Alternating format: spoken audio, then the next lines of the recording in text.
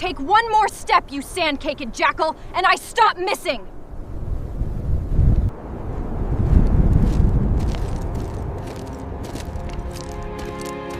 Easy, Baltimore. If I meant harm, you'd already know it. Then talk fast, Cowboy, before my patience dies before you do. Deputy Sheriff Gideon Ross, Bighorn Basin. Deputy, huh? You riding like trouble for a man wearing a badge. Ma'am, trouble started before I got here. 3 hours to town, 40 minutes to White Death. So unless you've got wings, you're with me. Fine. The dust never truly settled out here. Evangeline Montgomery had learned that much in the last 4 days.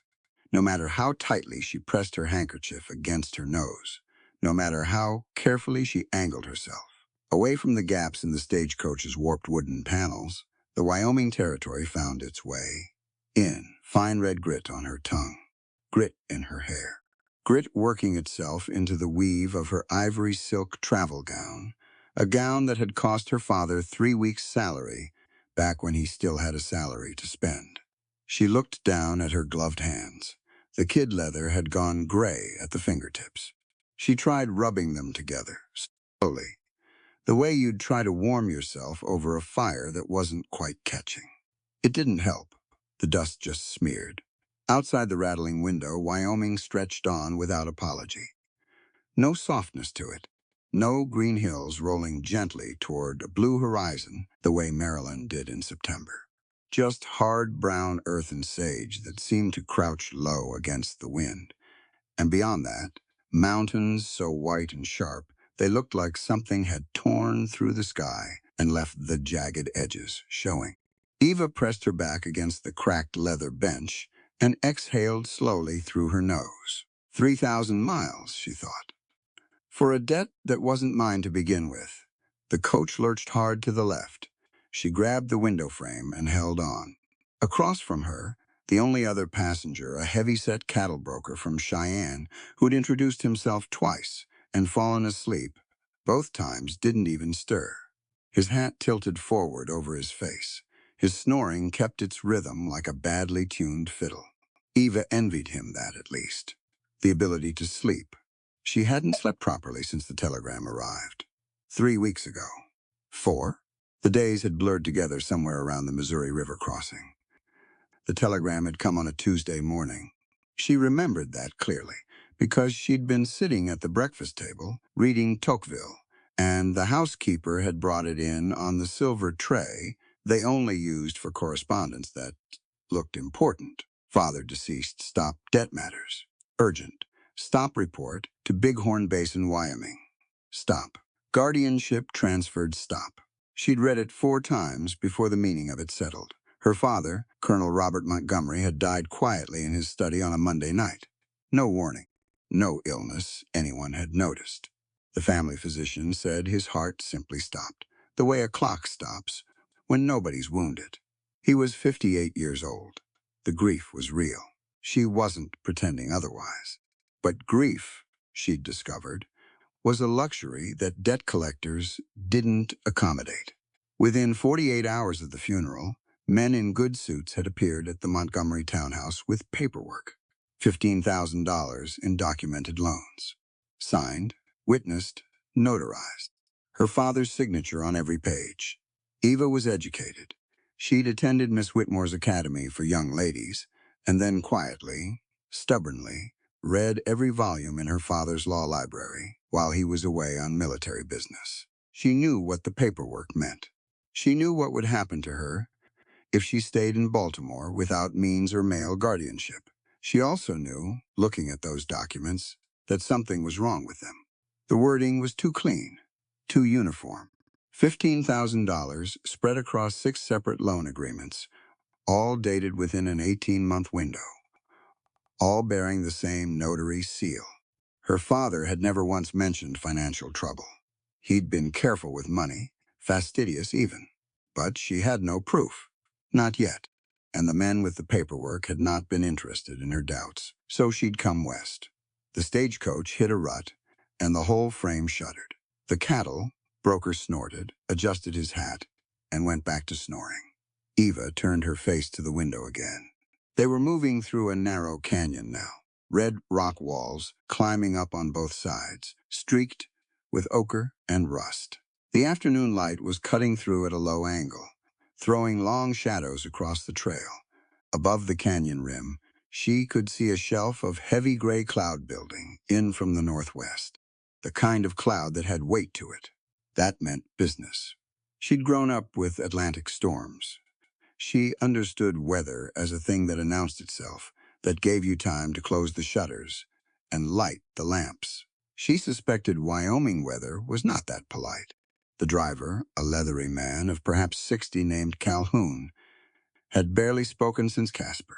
He sat up on the box above her, handling the 6-horse team with the easy authority of someone who'd made this run 200 times. She'd felt safer for that, at least. Right up until she heard him shout, not words, just a sound. Sharp and sudden and cut off too fast. Eva sat up straight. The coach jolted violently, and this time it didn't stop jolting. The horses were screaming, she could hear them now, high and terrible, above the noise of the wheels, and the whole vehicle was swaying in a way that felt wrong, dangerously wrong, like the driver wasn't guiding it anymore, but the horses were just running. The cattle broker woke up. His hat fell off. He grabbed the bench with both hands and said something Eva didn't catch, because at that exact moment, 3 things happened. The coach window on her left erupted in a spray of splinters, a rifle shot, so close it rang in her ears. And Calhoun's body fell past the window, past her, and hit the ground, and the horses kept screaming and the coach kept running. For 2 full seconds, Eva Montgomery did absolutely nothing. Then she moved.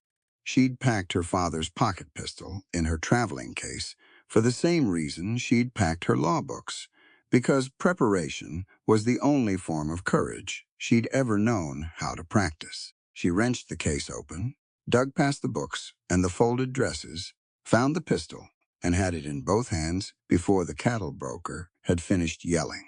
The coach was slowing, not because anyone was driving it, the reins had gone loose somewhere, but because the horses were tiring in the narrow canyon, and the wheels were throwing sparks against the rock walls as the vehicle careened sideways. When it finally stopped, it stopped hard. Eva's shoulder hit the doorframe. She bit the inside of her cheek, tasted copper. Outside, hoofbeats, multiple riders, coming in from both sides of the canyon. She counted the sounds. 4 horses, maybe 5. The cattle broker was trying to get the door open. She grabbed his sleeve. "Wait," she said. "We need to run." "Where?" she said. "The canyon walls are vertical. There's nowhere to run to." He stared at her. The hoofbeats stopped. A voice came from outside, rough, muffled by something, a bandana or cloth mask. "Everybody out, slow. Hands up and empty." Eva looked at the pistol in her hands. She was not a fool. She knew what 5 armed men against 1 pocket pistol meant. She also knew that sitting here with a weapon she hadn't declared was likely to get her killed faster than compliance would. But she didn't put it away. The cattle broker pushed the door open and tumbled out, hands raised, knees shaking. Eva stepped out after him. She kept the pistol low against her skirt, partly concealed in the folds of fabric. There were 4 of them, all masked, all mounted, except for one man on the ground who was going through Calhoun's pockets with the unhurried efficiency of someone doing a job. Calhoun was face down in the dirt, not moving. The nearest rider turned his horse toward Eva. He was studying her. She could feel it even through the mask, through the distance. "What's a Baltimore lady doing on this line?" he said. He'd seen the trunk, she supposed, or the gown. She didn't answer. "Pretty quiet for a Baltimore lady," he said. He started to dismount. That was when she brought the pistol up and fired. She missed. She knew she'd missed the moment the hammer fell. She'd flinched just slightly, pulled the barrel left, and the shot cracked off the canyon wall, 15 feet to the rider's right. He threw himself sideways off his horse. The other men scattered. For about 3 seconds, there was chaos. Shouting. Horses wheeling. The cattle broker dropped flat to the ground. And in those 3 seconds, Eva heard something that didn't fit. A single set of hoofbeats. Coming fast. Not from the canyon entrance from above. From the rim. She looked up. A rider came down the canyon wall at an angle that shouldn't have been possible. A big horse, dark as smoke, picking its way down a broken scree slope at a controlled gallop while its rider sat perfectly still and straight in the saddle, one hand on the reins, the other bringing a long rifle to his shoulder. The shot was unhurried. The man on the ground by Calhoun went down. A second shot before the echo of the first had finished. The man who'd been dismounting from his horse, the one Eva had shot at, clutched his arm and went to his knees. The remaining two outlaws looked at each other for less than a second. Then they rode, hard, back down the canyon the way they'd come, horses kicking up a rooster tail of red dust. The rider on the dark horse reached the canyon floor and pulled up. The horse stopped like it had been poured into the ground. The rider stepped down from the saddle in one clean motion and stood for a moment, his rifle hanging loose in his right hand, his left adjusting the brim of his Stetson. He was tall, wide through the shoulders. His coat was heavy sheepskin, trail-worn and dark with old weather. He had the look of a man who'd been outside in hard country for most of his adult life, the kind of stillness that came from knowing exactly where you were and exactly what any waste movement getting you there. He walked to the man on the ground first, checked him quickly, stood up.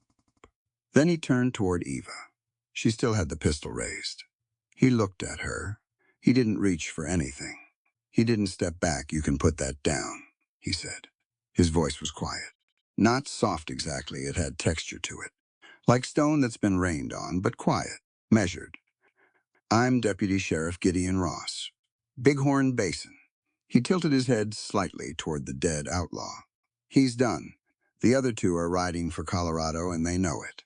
Eva held the pistol for another 3 seconds. Then she lowered it. Her hands were steady. She was proud of that. "The driver?" she said. "I saw." He moved to Calhoun without further word.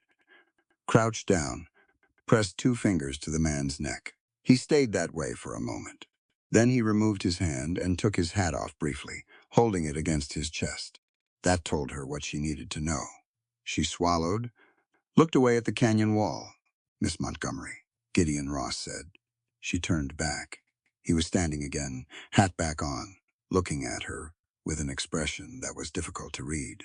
Not unkind, not particularly warm either. Something practical in it. "You know my name," she said.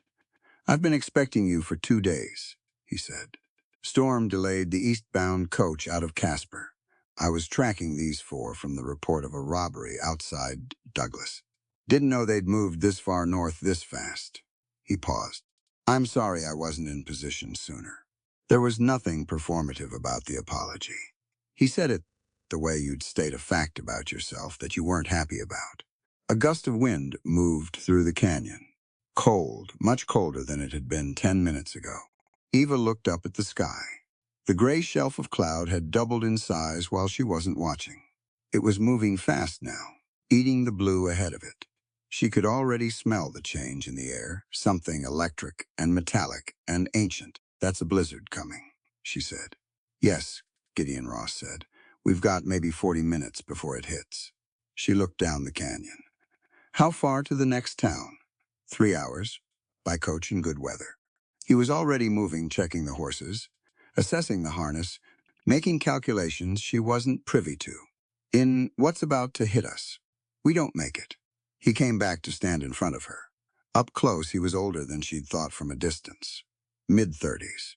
There was a scar that ran from his left jawline up to the edge of his cheekbone. Thin and pale. His eyes were dark brown, very direct. "There's a cave system half a mile up the canyon. We shelter there until the storm passes." "And Mr. Calhoun?" Gideon was quiet for a beat. "I'll see to him proper once the weather clears. I'll mark the location. I give you my word he won't be forgotten out here." It wasn't the answer she wanted. She understood it was the only honest one available. She looked back at the stagecoach, at her traveling trunk, at the gray sky pressing down over the canyon rim. "My luggage," she said. "Take what you can carry in one bag," he said. Leave the trunk. I'll send men for it. She went to the trunk, opened it, and made decisions quickly. Law books, the letter from her father's solicitor, the pocket pistol and its remaining ammunition, a wool shawl. She left the silk gown's sister dress behind without sentiment. When she straightened up, the bag wasn't light. Gideon reached for it. She pulled it back. I'll carry it. He looked at her, said nothing. Let her carry it. They moved up the canyon at a pace that was just short of a run. Gideon led the dark horse by the reins. Eva walked beside him, not behind. The wind was picking up with a speed that felt almost aggressive, like it had been saving itself. She noticed, as they walked, that she was shaking. Not from fear. She thought it was probably the aftermath of fear, the thing that happened to your hands and legs when the danger passed, and your body finally allowed itself to acknowledge it had been scared. She breathed through it. Kept walking. You fired on him? Gideon said. Not a question. I missed, she said. You fired, he said again. A lot of people don't. She wasn't sure if that was a compliment. She didn't ask. The cave was exactly where he'd said it would be, a wide, low opening in the canyon wall, set back from the trail behind a natural shelf of rock. Inside it expanded. The ceiling lifted. The walls cut the wind to almost nothing. It smelled of old smoke and dry stone. Someone had used this place before. There was a ring of stones in the center that had clearly served as a fire pit many times over. Dry wood stacked against the far wall, not a coincidence. Left deliberately, she guessed, by someone who knew this country and thought about the people who'd come through it after them. Gideon tied the horse at the cave entrance, pulled his saddlebags down, and had a fire going in under 5 minutes. He did it without ceremony, without explaining each step, the way people do things they've done. So many times the actions have gone below the level of thought. Eva set her bag down and crouched near the fire. The warmth hit her like something physical, like a hand pressed gently between her shoulder blades. She hadn't realized how cold she'd gotten. Outside, the blizzard arrived. It didn't announce itself. One moment, the canyon was merely windy. The next, the mouth of the cave was a wall of white, and the sound of it, the sustained, low, furious roar, made everything else in the world seem very far away. Eva was shaking harder now. The silk gown was nearly useless against this cold. Without a word, Gideon Ross shrugged out of his sheepskin coat and held it out to her. She looked at it. He was left with a heavy canvas shirt, rolled to the elbows. She could see the outline of the cold, hitting him immediately, the slight shift in his stance, the way he squared himself against it. He didn't offer the coat again, didn't pull it back, just held it there, neutral, letting her decide. She took it. It weighed considerably more than she expected. It was warm in a way that felt almost indecent after the last hour, deeply, heavily warm, saturated with the heat of his body. She pulled it around her shoulders and said nothing, because thank you seemed too small for what it was. He sat down on the other side of the fire, a respectful distance away, and opened one of his saddlebags. He produced a tin canteen, a small packet of dried meat, and a folded document. He set the food near her without making a point of it, and held the document in his hands for a moment before looking up. Miss Montgomery, he said, I need to speak plainly with you about why you're here. Please do, she said. Her voice was steadier than her hands. He unfolded the document. She could see it was legal paper, official government seal at the top. Your father came to me 8 months ago, he said. Not directly through a mutual party, a solicitor in Cheyenne. He'd found himself in a very bad situation, a debt that had been constructed around him, piece by men who are very good at constructing those things. He paused. He was a smart man, your father. He understood what they were building before they'd finished building it. He knew he didn't have long. Eva looked at the fire. Her jaw was tight. He was trying to protect you, Gideon said. The only way he could see to do it, to put you beyond the legal reach of the men who held the debt, was to transfer your financial guardianship out of Baltimore jurisdiction entirely. Transfer it to someone in federal territory. Under frontier law, where Eastern debt claims carry considerably less force. He transferred it to you, she said. To the Ross family holding, he said. Yes. She looked at him then, directly. You agreed to this? I did. Why? He held the document across the fire to her. She took it. Read it. It was exactly what he'd described, a legal transfer of financial guardianship notarized in Cheyenne, signed by her father and by a man named Gideon Thomas Ross. Dated 7 months ago. Why? She asked again. He was quiet for a moment, not avoiding the question, working toward the honest answer. She thought. Your father was a decent man caught in machinery that wasn't of his making, he said. And you were going to be ground up in that machinery if someone didn't step in front of it. He met her eyes. A human soul can't be appraised in dollars, Miss Montgomery. Your father owed money. You owe me neither your body nor your life. The fire cracked and sent a small shower of sparks upward. Eva looked down at the document in her hands, at the official seal, at her father's signature, which she knew better than she knew her own, the careful loop of the R, the slight slant eastward on the M. He had known he was dying. He'd known, and he hadn't told her. And instead of spending that time with her, he'd spent it building a wall between her and the men with their clean paperwork and their notary seals. She pressed her lips together very firmly. She would not cry in front of this man. Not tonight. What does the arrangement require? She asked specifically. Gideon reached back into the saddlebag and produced a second document. That's the supplemental agreement, he said. I drafted it myself. You should read every word of it. She read every word of it. By the time she finished, the fire had burned down to a steadier, lower heat. The blizzard outside had found a frequency, a sustained howl that almost became a kind of silence by virtue of never stopping. 6 months, she said. Frontier law requires a lawful marriage to establish the land claim that clears the debt, he said. It's not a perfect solution. It's the only legal one available. And your own terms here. She tapped the second document. Your own bedroom. Complete personal autonomy. No, she stopped. Chose her words. No marital obligations beyond the legal record. That's correct. And after 6 months, I finance your passage back east, he said. Clean debt. Clean break. Your choice entirely about what comes next. She looked up at him. The firelight moved across the scar on his jaw. His expression was the same as it had been since she'd met him, that careful, practical steadiness, like a man who'd made a decision long ago and wasn't going to be talked out of it or into anything else. I have one question, Eva said. Go ahead. The men who robbed this coach today, she said. Tell me what you know about them. Something shifted in his face, small, quickly controlled. He'd been expecting her to ask something else. Known associates, he said. Men Orson Clay, uses for rough work. He's a land baron out of Red Springs. We've been building a case against him for 2 years, Clay, she repeated. She filed the name.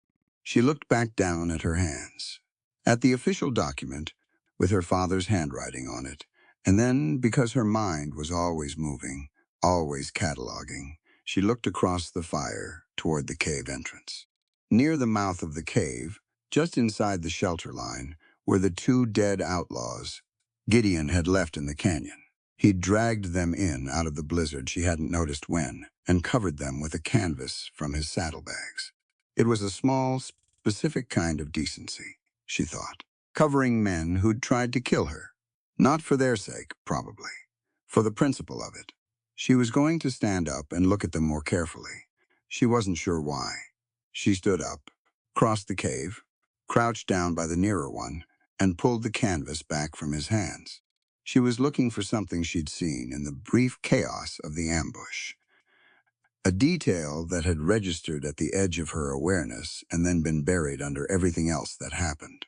There it was, on the dead man's left wrist. A tattoo, inked dark blue into the skin, a falcon in flight, wings fully extended, beak open. She had seen that image before. Not on a man, on paper. stamped in the wax at the bottom of her father's debt documents. Every single one of them. The notary seal she hadn't been able to identify, the one that wasn't registered in any Maryland ledger she'd been able to find. A falcon, wings fully extended. Eva Montgomery pulled the canvas back into place and stood up slowly. She turned to find Gideon Ross watching her from across the fire. "What is it?" he said. She looked at him for a long moment, measuring, calculating, deciding how much she trusted him and how much she needed to trust him, and whether those were the same thing or two entirely different questions. "Nothing yet," she said. "I'll tell you when I'm certain." He held her gaze. Nodded once. Didn't push. She walked back to the fire and sat down and pulled his sheepskin coat more tightly around her shoulders and watched the flames and thought, very carefully, about everything she knew and everything she didn't. Outside, Wyoming kept howling, white and violent and enormous. Inside, the fire held. The blizzard lasted 14 hours. Eva knew this because she counted them. Sleep had come eventually shallow, restless, interrupted by the wind finding new registers to scream in, but her mind kept pulling her back to the surface. She'd wake, check the fire, feed it another piece of wood from the stack, and lie back down on the bedroll Gideon had laid out for her without being asked. He slept on the other side of the fire, or he didn't sleep. She wasn't always sure. Every time she woke and looked across the low flames, he was either still or he was sitting up, watching the cave mouth with the particular alertness of a man accustomed to being the last line of something. He never looked at her. Not once in all those hours did she catch him watching her. She wasn't sure why she noticed that. By the time gray light started working its way into the cave entrance, the wind had dropped from a roar to a moan to something closer to ordinary cold. Gideon was already up, already moving. He had coffee going, real coffee, black and strong in a small tin pot before Eva had fully untangled herself from the bedroll. He set a cup near her without ceremony. She drank it. Outside, the world had gone white and very still. The canyon was transformed. Drifts stacked against the rock walls like sleeping animals. The trail was gone entirely, just a smooth white suggestion of where it had been. Gideon studied it for a moment from the cave entrance, one hand resting against the stone. Then he turned back in. "We'll need to move soon," he said. "The temperature's going to drop again by midday." "I want to reach the ranch before that. How far?" Eva asked. 4 miles. Maybe 4.5 in these drifts. He looked at her travel gown, said nothing about it, but the look said enough. She had anticipated this. She'd pulled the wool shawl from her bag the night before, and now she wrapped it around her shoulders, tied it across her chest, and tucked the ends into the waistband of her skirt. It wasn't adequate. She knew it wasn't adequate, but it was what she had. Gideon went to his saddlebag without comment and produced a pair of heavy wool socks, the kind that came up to the knee. He set them on the ground near her bag and walked away to see to his horse. She put them on, over her stockings. They were enormous. She didn't care. They left the cave just after first light, Eva carrying her bag, Gideon leading the horse, both of them moving through snow that came up past Eva's ankles and in some places reached her knee. She didn't complain about it. She put her head down and walked and paid attention to where Gideon placed his feet and stepped in those same spots when she could, because he was reading the ground under the snow in ways she didn't yet know how to read. He noticed her doing it. He slowed his pace slightly. Not so she'd notice being accommodated, but enough that she wasn't constantly fighting to keep up. She noticed anyway. She didn't say anything about it. The landscape opened up as they came out of the canyon. What had been hidden in the darkness and the storm revealed itself in the morning light, and Eva stopped walking for a moment, without meaning to. The valley was enormous. It spread out in a wide, shallow bowl between mountain ranges that stood to the north and west, like a standing army, massive, white, deeply blue in the shadows, lit gold across the upper peaks, where the sun was just touching. The sky above was the particular shade of blue that only exists at altitude after a storm, when the atmosphere has been wrung clean. It was so sharp it almost hurt. She'd grown up with the Chesapeake Bay. She'd thought she knew what grand landscapes looked like. She hadn't. "Something, isn't it?" Gideon said. He'd stopped a few steps ahead and turned back when he heard her stop. "Yes," she said. That was all she said, because anything more felt excessive. He watched her face for a moment. Then he turned and walked on. "The homestead's at the valley's north end," he said. "You'll see the smoke once we clear this ridge." She saw it. 20 minutes later. A thin gray thread rising from behind a stand of pines, straight up into that severe blue sky. Evidence of fire, of shelter, of someone already up and keeping things running. The Ross homestead revealed itself gradually as they came down off the ridge. First the outbuildings, a large barn, a smaller structure that was probably a smokehouse, a long, low shed that ran along the eastern edge of the property. Then the main house. It was built of timber, heavy, squared logs fitted together with a precision that spoke of real craftsmanship, the corners notched and locked in, a way that made the whole structure look like it had grown out of the ground rather than been built on top of it. 2 stories. A deep covered porch running the length of the front face. Stone chimney at each end of the house. It wasn't elegant. It wasn't designed to impress anyone. But it was solid in a way that Baltimore's painted row houses never quite managed to be. The kind of solid that meant the people inside had decided they weren't going anywhere. A man appeared in the barn doorway as they came across the yard.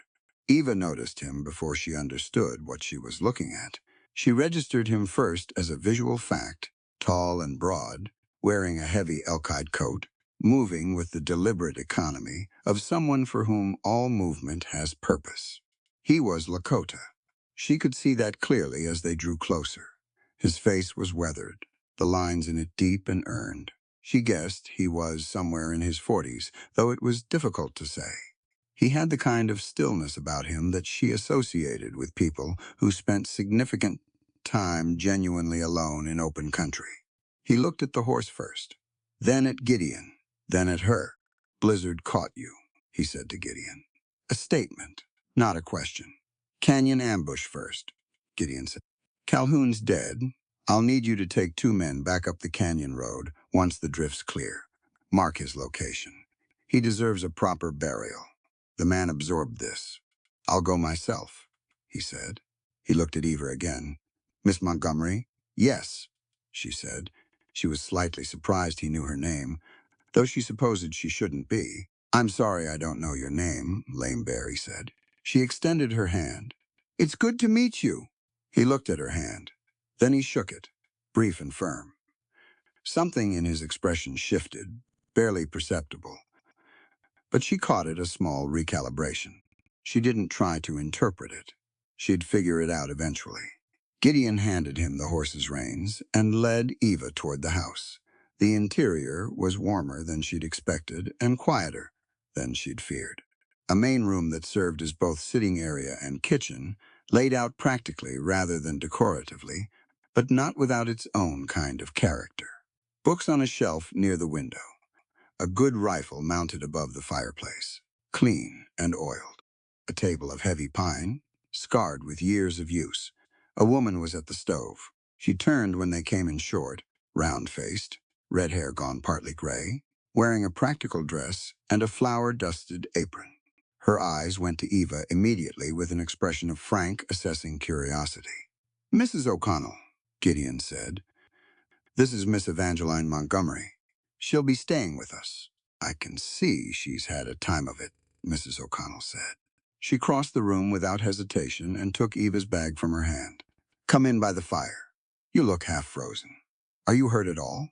Any injuries?" "No," Eva said. "Thank you. Sit down then. I'll have hot water going in 10 minutes. You'll want to wash the trail off before you eat anything." She wasn't asked whether she wanted these things.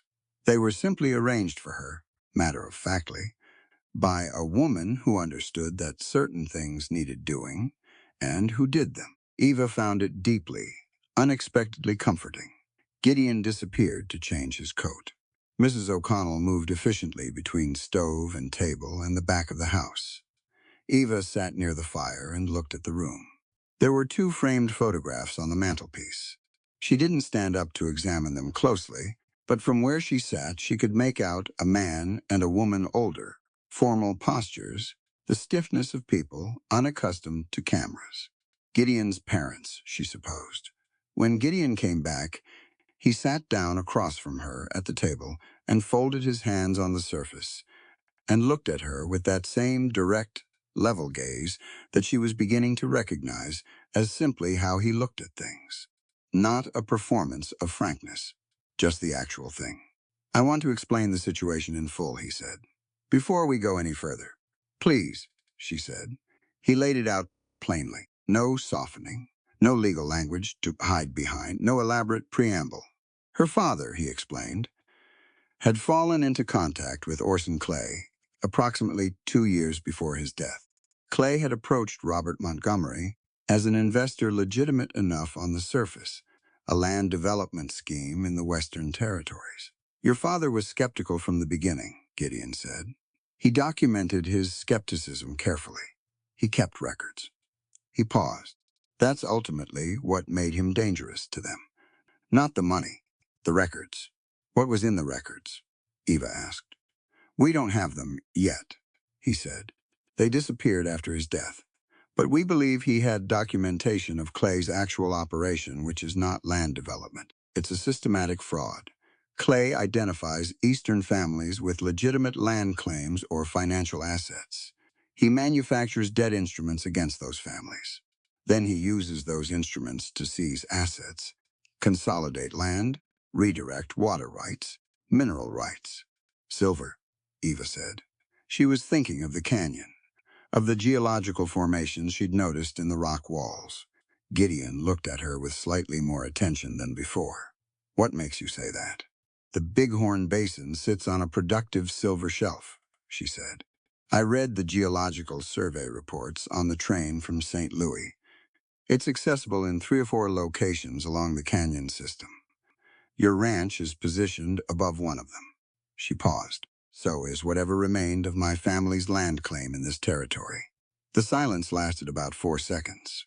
"You read the geological surveys," he said. "I read everything I can find before I go somewhere," she said. It seemed prudent, given the circumstances. He absorbed this. She couldn't tell if he was recalibrating or just thinking.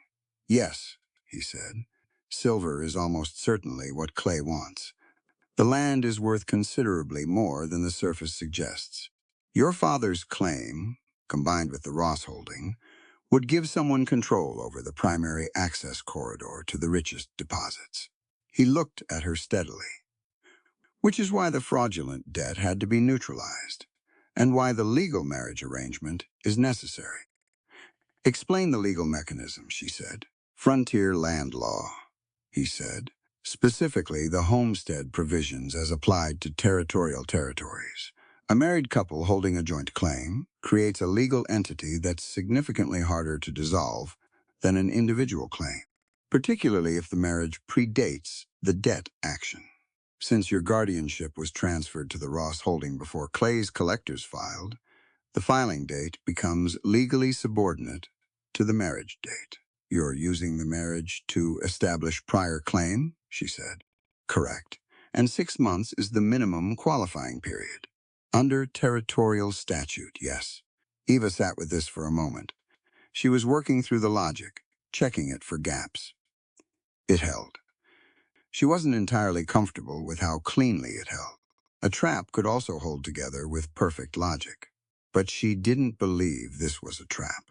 Or rather, she believed it wasn't a trap, not because she was certain of Gideon's character, but because the arrangement, as structured, gave him very little to gain from deception. If his goal were the silver deposit, a falsified marriage would be a dangerously complicated route, when simpler options existed. He was watching her think. She could feel it. "You have questions," he said. "Several," she said. "Starting with this one. The supplemental agreement, you drafted the terms of the arrangement, my own bedroom, my autonomy." No standard legal document required you to include those terms. You added them voluntarily. I'd like to understand why. Gideon was quiet for a moment. He looked at his hands on the table. Because the alternative is unconscionable, he said. You didn't choose this situation. You inherited it. Arriving here, without resources, without family, dependent on an arrangement you had no part in creating, that's already a significant violation of your autonomy. Adding further violations on top of it would make me no different from the men we're working against. He looked up. A human soul can't be appraised in dollars, Miss Montgomery, he said. Your father owed money. You owe me neither your body nor your life. Eva held his gaze for a moment. She'd heard plenty of principled declarations from men in her life. Baltimore was full of them men who gave eloquent speeches at ladies' charity functions about the elevation of womanhood, and then went home and made decisions about their wives' inheritances without consultation. She'd learned to discount the speeches and watch the actions. The actions here were a separate bedroom, a written agreement in his own hand specifying her protections, a pair of warm socks set near her bag without comment, the way he'd let her carry her own bag when she pulled it back. She filed these facts in the same place she kept everything that mattered. The arrangement is acceptable, she said. Good, he stood. I'll show you the room. It was at the end of the upstairs hallway, a real room, not a closet, dressed up with a cot, a window that looked out over the valley to the mountains, a bed with a proper frame, a wool mattress, two heavy quilts, a small writing desk near the window with an oil lamp, a locking door. He produced the key from his vest pocket and handed it to her. Mrs. O'Connell is just across the hall, he said. If you need anything in the night, she's a light sleeper. He paused at the doorway. My room is at the other end of the hall. I'll leave a lantern burning at the top of the stairs in case you need water. That's thoughtful, she said. Thank you. He nodded. Started to leave, Mr. Ross, she said. He turned back. What do you need from me, she said. For the arrangement to work, practically. What will be required of me day to day? He leaned a shoulder against the doorframe and considered the question seriously, which she appreciated. Presence, he said, in town at the necessary intervals, so the marriage is established as legitimate in the public record. Beyond that, nothing I can think of. You're not obligated to work the ranch. You're not obligated to cook or clean or any of the other things that might be assumed. He paused. That said, you're welcome to any of it if you choose it. This is your home for 6 months. I'd rather you feel that than feel imprisoned. And your people, she said, your ranch hands. They'll have questions. I'll handle what needs handling, he said. I'd rather handle my own introductions, she said. If it's all the same, the corner of his mouth moved. Not quite a smile. Something that acknowledged a point had been made. Suit yourself, he said. He pushed off the doorframe. Rest today if you can. Tomorrow we'll be busy. He left. She heard his boots on the stairs, heavy, even unhurried. She closed the door and turned the key in the lock. She stood in the center of the room for a moment. Just stood there, taking stock of what she had: 4 walls, a locking door, her name on a legal document, and a man downstairs who had so far done exactly what he said he would do. Nothing more, nothing less. She sat on the edge of the bed and looked out the window. The Bighorn Mountains caught the afternoon light and threw it back gold. A hawk was working thermals somewhere over the valley floor, circling without effort, riding the invisible architecture of the air. She thought about the falcon tattoo. She thought about her father sitting in some solicitor's office in Cheyenne, signing his name next to a stranger's, building the best wall he could, around his daughter with the time he had left. She pressed her palm flat against the wool quilt on the bed. I'll figure it out, she said, quietly. To him or to herself. I promise. She unpacked her bag methodically. The law books went on the writing desk. The ammunition she put in the top drawer under a folded cloth. The letter from the solicitor she'd read. So many times the creases had gone soft, she put it next to the lamp where she could reach it in the night. The last thing in the bag was a photograph, small, in a leather frame worn at the edges. Her father in his military uniform, 20 years younger, standing straight and serious in the way men stood for photographs in those days. He was trying not to smile, and not quite succeeding. She set it on the windowsill, facing out toward the mountains. Then she lay down on top of the quilts, still dressed, and slept for 3 hours without dreaming. She came downstairs to the smell of beef stew and fresh bread. Mrs. O'Connell was setting the table. Lame Bear was at the far end, washing his hands at the basin near the door. Gideon was reading something at his end of the table, papers, official-looking, and he set them face down when she appeared. Without making it obvious, he was doing so. 2 other ranch hands were introduced over supper. Young men, both of them, one barely 19. They looked at Eva with the discreet intensity of people trying very hard not to stare, and she helped them by talking to them directly and asking them questions about the ranch that required actual answers. By the time the bread was finished, they were talking normally. Lame Bear ate quietly and said little. But once, when one of the young hands made a casual remark about the Shoshone in the northern valley being a problem in spring, Lame Bear looked up.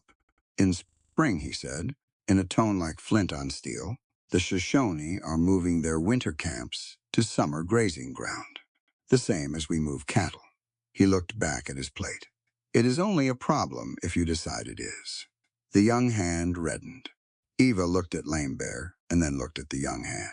The law of prior use is well-established doctrine, she said, pleasantly, the way you'd point out a factual error in a student's arithmetic. Movement along traditional corridors predates the territorial surveys by several centuries. Characterizing it as a problem tends to reflect unfamiliarity with the history rather than anything the Shoshone are doing. The young hand looked at his stew. Gideon, at the head of the table, said nothing. But she saw him pick up his fork and go back to eating with something that might have been quiet approval. After supper, while Mrs. O'Connell cleared the dishes and the ranch hands went back to the bunkhouse, Eva asked Gideon for the use of his law library, if he had one. He had 3 shelves of it, more than she'd expected. Blackstone's commentaries, 2 volumes of territorial statute, a land law digest from 1871, 3 years of Wyoming territorial court records, bound in worn leather. She ran her fingers along the spines and recognized the pleasure of being in a room with enough books. Help yourself to any of it, he said from the doorway. You've read all of these, she said. It wasn't a question. She could tell from the spine wear which ones had been opened most. Most of them, he said. That's not common, she said, for a man in your profession. Being uncommon has its uses, he said. He was leaning against the doorframe. Again, she was beginning to think that was simply how he stood when he was being conversational, casually braced against a frame, arms loose. Out here, the law is the only thing standing between a fraudulent piece of paper and a family losing everything. Knowing it better than the men using it against you matters. That's exactly right, she said. He looked at her. What? She said. Nothing, he said. Just not what I expected someone to say. What did you expect? He thought about it. Something about how unusual it was for a rancher to study law, probably. I think it makes perfect sense for a rancher to study law, she said, particularly in a territory where the legal infrastructure is still being built and anyone with money and a fraudulent document can reshape it to their benefit. She pulled the territorial statute volume from the shelf. I think more people should study law. It's not complicated, it's just time-consuming. The people who benefit from others not understanding it have worked very hard to make it seem inaccessible. She turned back to find him, watching her with an expression she couldn't entirely read, less guarded than his usual steadiness. Something in it that was almost like recognition. There's a reading lamp in the study, he said. Oil's in the cabinet, below the window. Stay as late as you need to. She stayed until well past midnight. She worked through the territorial land statutes systematically, making notes in her small leather journal, cross-referencing the marriage provisions with the homestead regulations with the debt collection limitations. The legal structure Gideon had described held together. More than held together, it was actually elegant if you followed the chain of precedent. But she was also looking for something else. For the shape of a mechanism that could manufacture debt instruments the way Clay's organization seemed to manufacture them. For the legal vulnerability that was being exploited. She found three possibilities. She wrote them all down. She'd need more documents to know which one Clay was using. She'd need to see more of the original debt paperwork her father had signed. She'd need to ask Gideon for access to whatever files he had on Clay. She was prepared for him to hesitate on that. Men who were accustomed to handling legal and investigative matters rarely invited someone new into those files easily, regardless of how relevant that someone might be. But she'd ask, tomorrow, politely and directly, and as many times as necessary. She closed the statute book and capped her pen and sat for a moment in the quiet of the study. The house was completely still. Outside, the snow had stopped. She could see stars through the study window, incredible numbers of them, more than were visible from any city she'd ever lived in.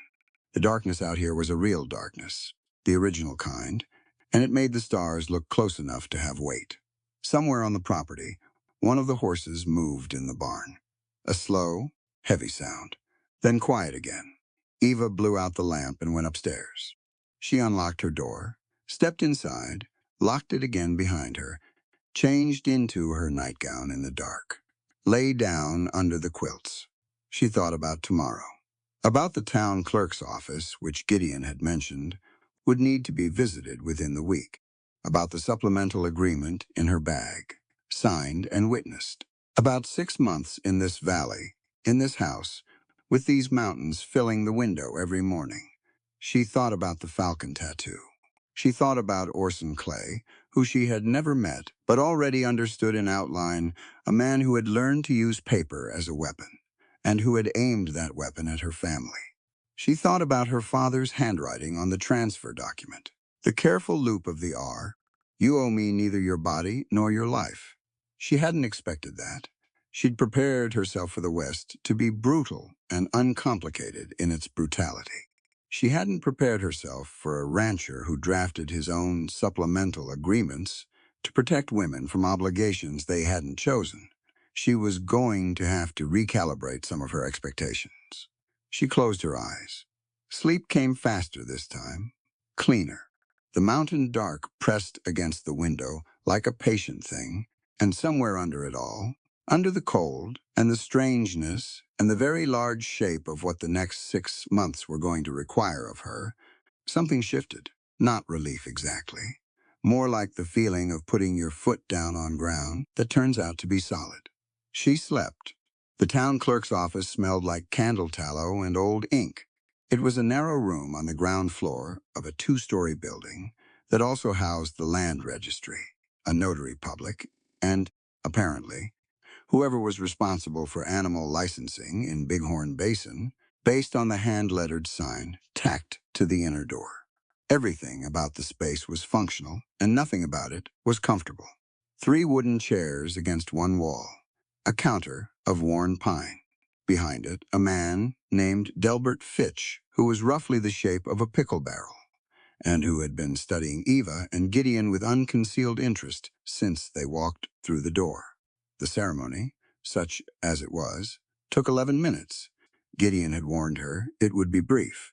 She'd appreciated the warning.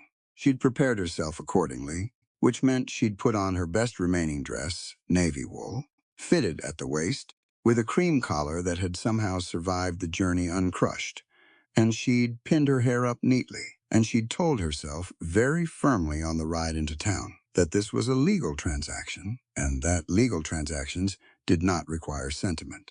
She'd managed that fairly well, right up until Delbert Fitch read aloud the standard vow language about love and honor And she'd heard the words in the context of this particular arrangement, and had to concentrate very hard on the middle distance to keep her expression neutral. Gideon said, "I do," in the same tone he used for everything else. Steady. Unremarkable, she said. "I do cleanly and without hesitation." Fitch blotted the register, stamped it, held out his pen for the signatures. Eva signed her name in full. Evangeline Rose Montgomery. Then she picked up the pen a second time and wrote Ross after it, the ink still wet on the page. Evangeline Rose Montgomery Ross. She looked at it for a moment. Then she set the pen down. Gideon signed beside it. Fitch shook his hand, nodded at Eva, with a look that was trying to be respectful and mostly succeeding, and said something about congratulations that Eva didn't quite absorb because she was already thinking about something else. They walked out into the cold main street of Red Springs. It was a Thursday, market day apparently. The street was busier than it had been when they arrived. Wagons pulled up along the storefronts. A cluster of men outside the feed store, 2 women with a basket of goods between them near the dry goods shop. All of it slowed in various degrees as Gideon and Eva came out of the clerk's office. People noticed. Eva had anticipated that they would. A new face in a small territory town was an event under any circumstances. A new face coming out of the town clerk's office with Gideon Ross was apparently a considerably bigger one. She kept her chin level and her stride easy. The whispers reached her anyway. She caught fragments: mail order, debt, purchase, bought with a foreclosure. The words came in pieces, half overheard, attached to glances that the speakers thought were subtle. They weren't. Small towns were never as subtle as they imagined themselves to be. Eva had grown up in Baltimore society, where the whispers were more refined but not fundamentally different. She'd had practice. She walked beside Gideon to the wagon, helped herself up to the seat before he could offer assistance, and arranged her skirts. He climbed up beside her and took the reins. "You heard them," he said. "A statement." "Yes," she said. He looked at her. "I'm sorry." "Don't be," she said. "People fill in stories where they don't have facts. It's human nature. It won't last once they have something more interesting to talk about." She paused. "How long does it typically take for something more interesting to happen in Red Springs?" He thought about it. 2 weeks, maybe 3. "I can manage 3 weeks of whispers," she said. He looked at her a moment longer. Then he clicked to the horses and pulled out of the street. She stared ahead, at the road. At the mountains beyond the road, she swallowed once, very deliberately, and then she was fine. They rode back in silence that was mostly comfortable. Mostly. Mrs. O'Connell had prepared a meal that was considerably more elaborate than anything she'd served in the previous 2 days. There was a roast, and 3 kinds of vegetable, and a pie that turned out to be apple with dried currants mixed in. She'd also set the table with a cloth Eva hadn't seen before, white linen, slightly yellowed at the folds from being stored, but clearly something saved for occasions. "It's your wedding day," Mrs. O'Connell said, in a tone that dared either of them to argue with the pie. Eva looked at the table, at the cloth, and the candles Mrs. O'Connell had added to the center of it. "Thank you, Maeve," she said. "It's very kind." Mrs. O'Connell made a dismissive sound that meant she was pleased. Lame Bear and the 2 ranch hands joined them for the meal. There was a quality to the table that Eva recognized as an attempt people trying to make something ordinary out of something that wasn't, which was itself a form of generosity. She participated in it willingly. She asked Lame Bear about the upper pasture conditions and listened carefully to his answers. She asked the younger of the 2 hands about his horse, which she'd noticed him attending to with particular care that morning, and he talked about it for 10 minutes with the unself-conscious enthusiasm of someone discussing a subject they genuinely love. Gideon ate and contributed where he was asked, and watched the table with quiet attention.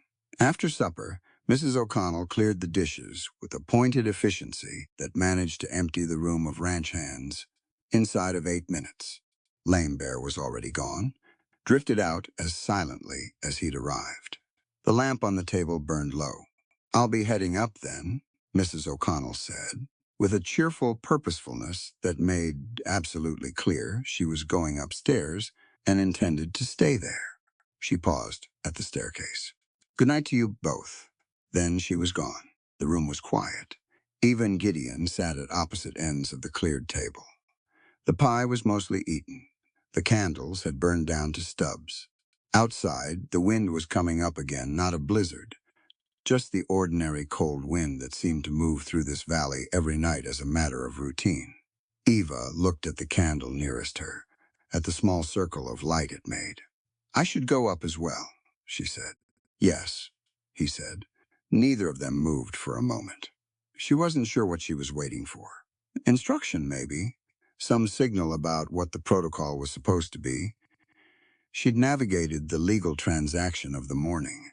She'd navigated the whispers on the street.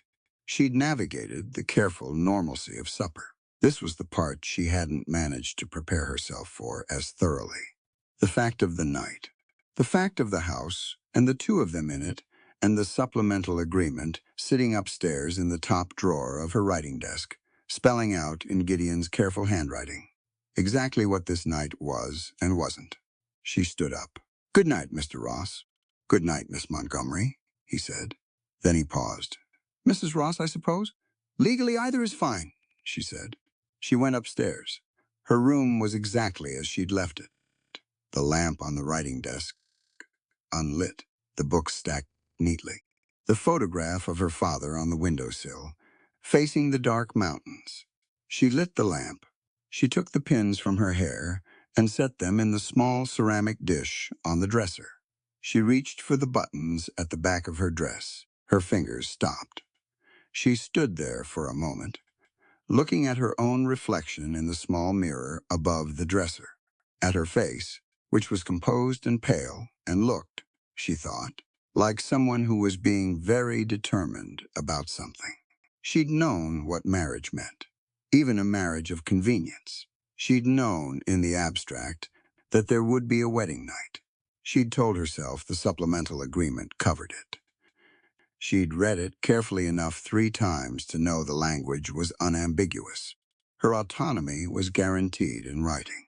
But knowing something on paper was different from standing in a room in a house in Wyoming, while a blizzard built itself outside and understanding in your body, in the most immediate way, that you were entirely alone with an arrangement and a man you'd known for 4 days. Her fingers were trembling slightly.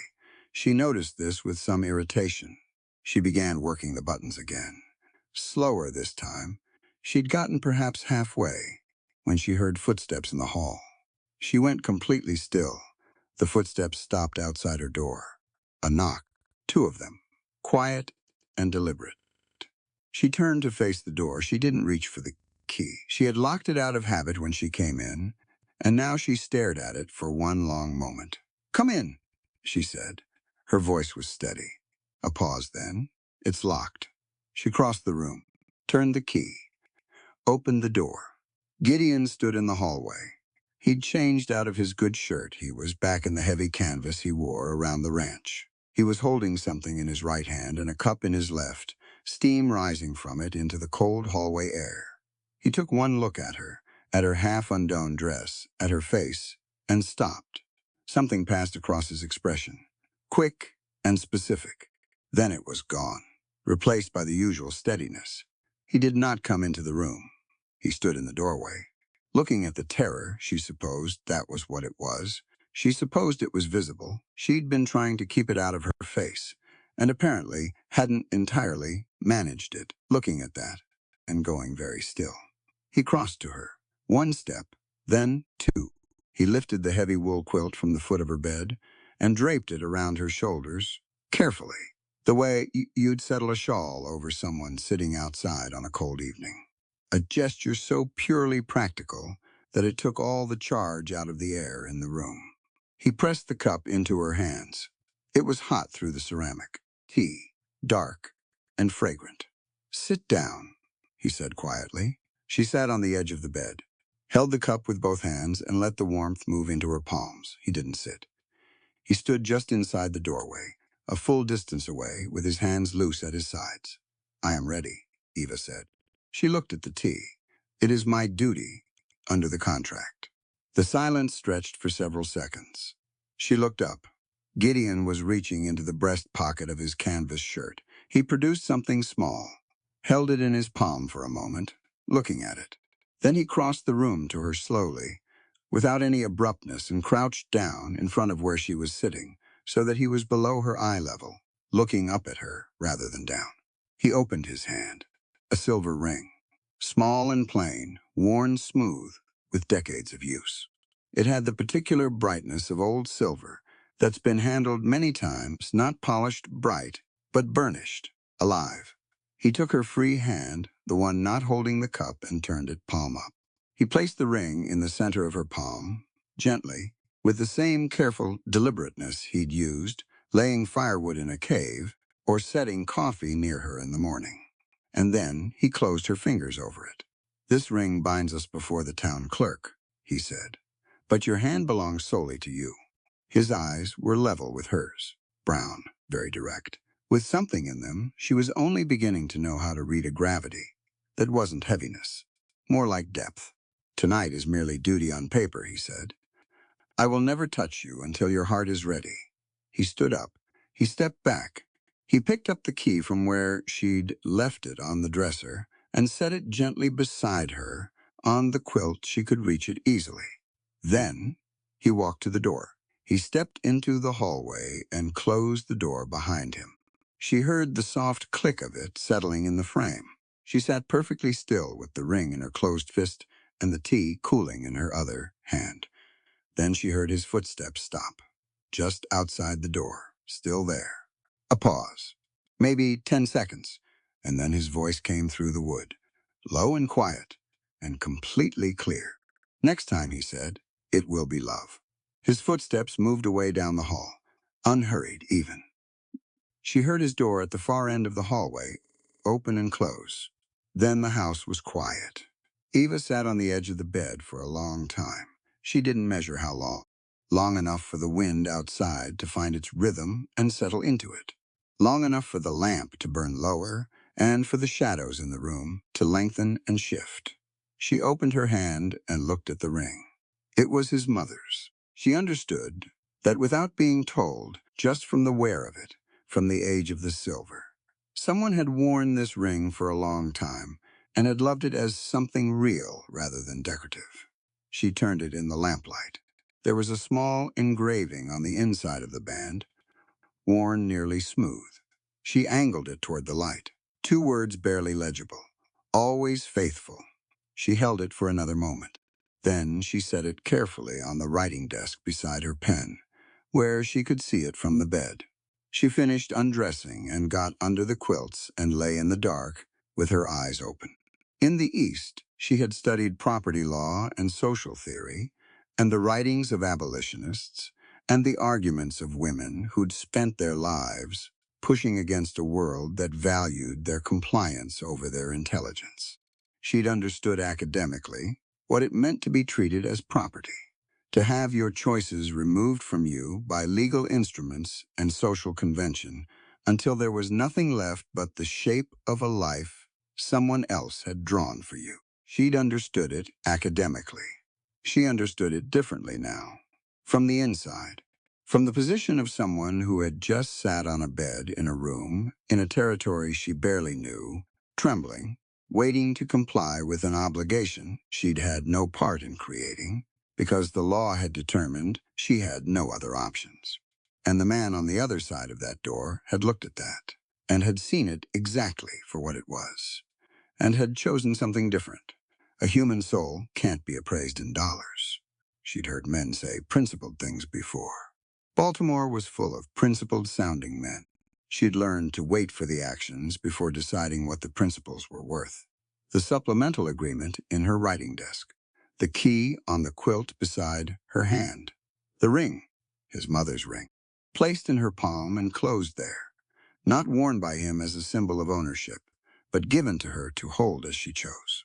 She turned over and pressed her face briefly into the pillow. Not crying, just feeling the weight of the day, the whole accumulated weight of the last 3 weeks, pressing down all at once. After a minute, she lifted her head. She reached over and picked up the ring from the desk and put it on her finger. Not the left hand, the right. Not as a marriage symbol. As a reminder.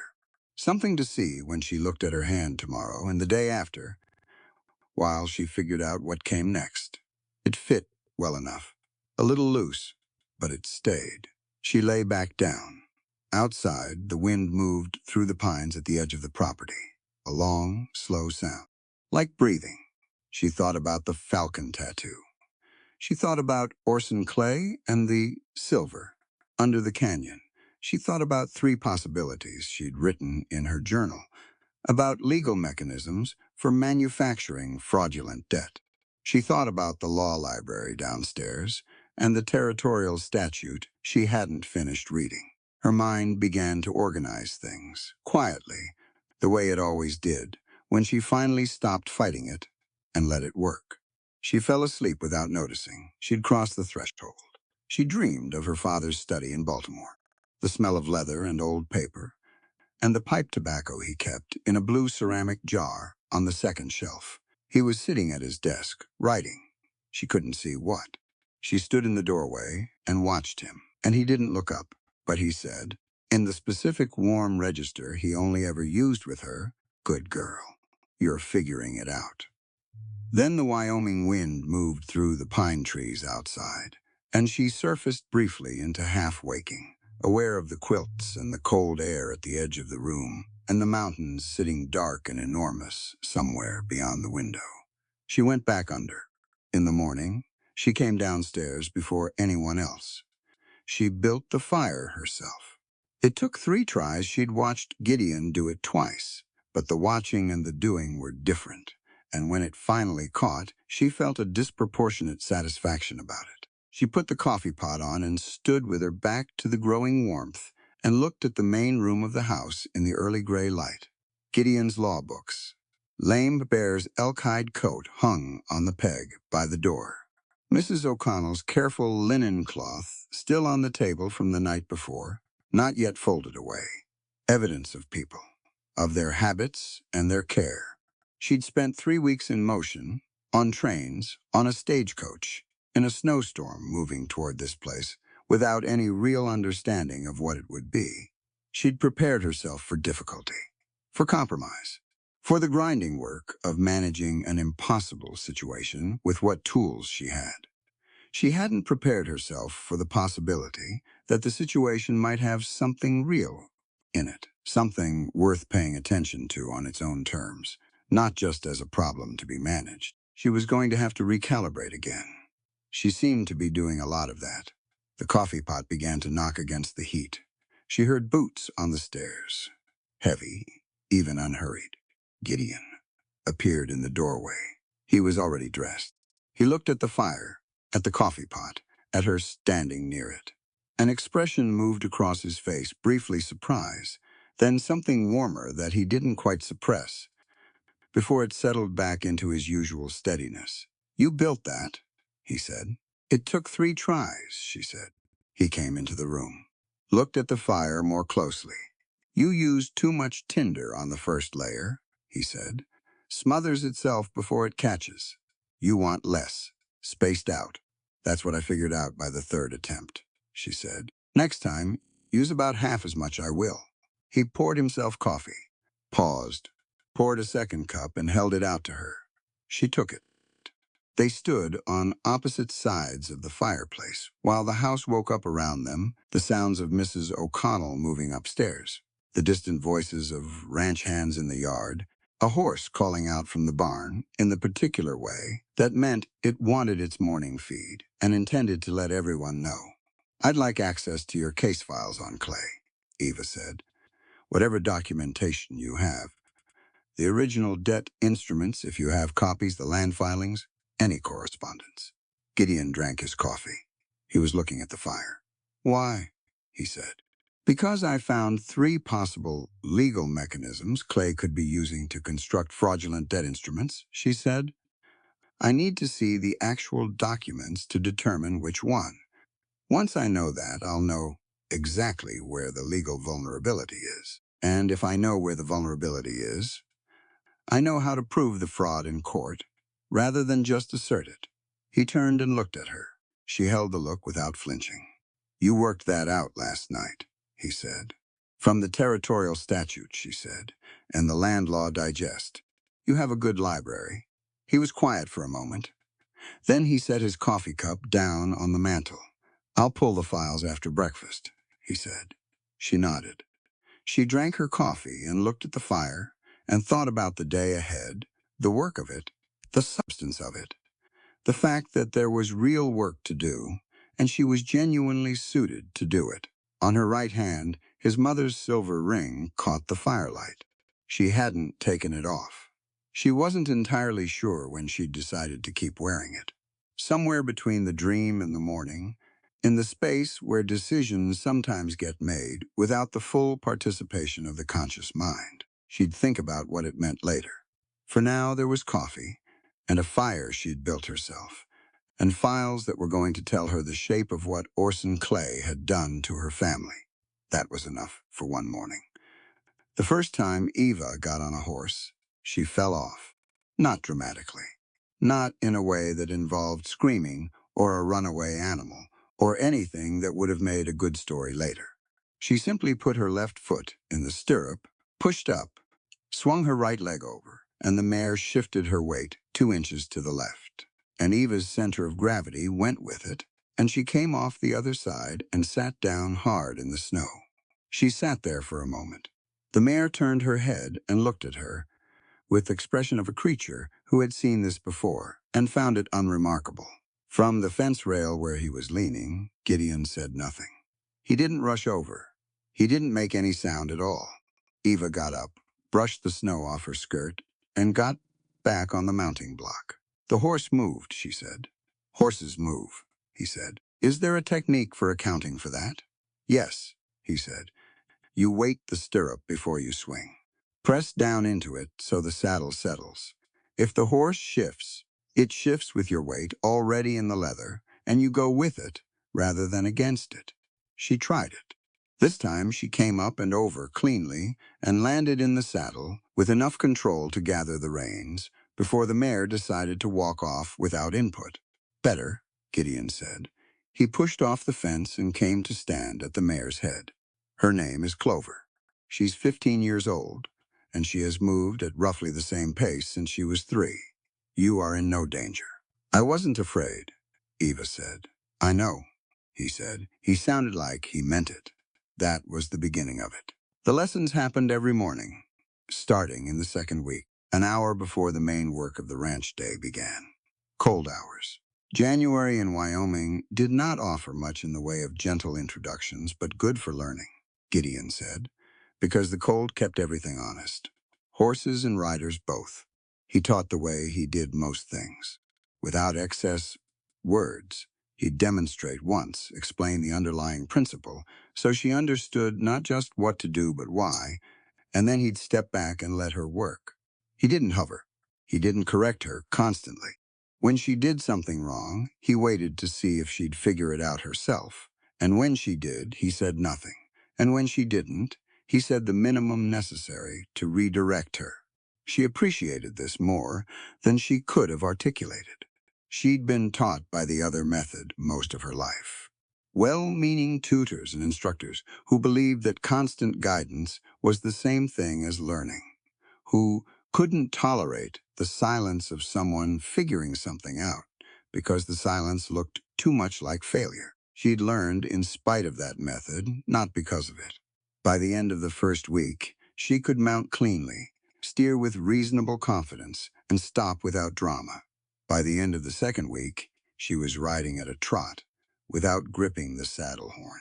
She wasn't good. She knew she wasn't good, but she was building toward it, which was different from pretending to be something she wasn't yet. The rifle was a separate education. Gideon used a Winchester Model 1873 lever action, the same one she'd seen him carry the morning in the canyon.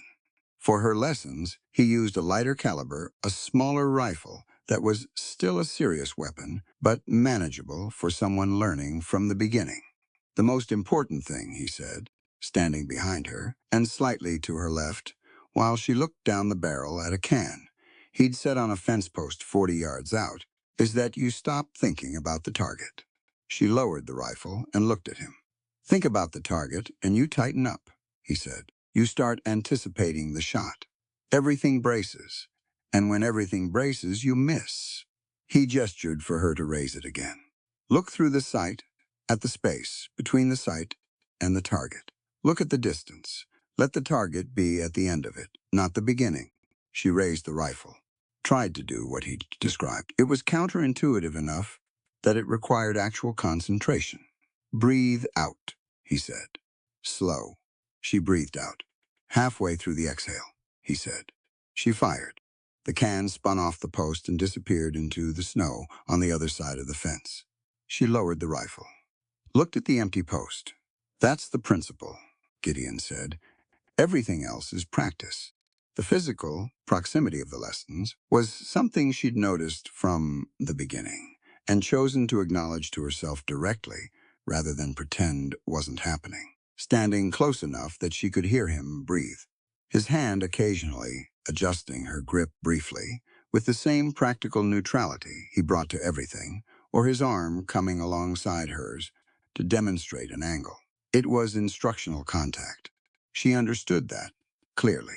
And yet she was a woman of 25 who had read extensively on almost every subject and had considerably less practical experience of the world than her reading had prepared her for. She understood the difference between intellectual familiarity and embodied knowledge. She'd been applying that distinction to horses and rifles for 2 weeks.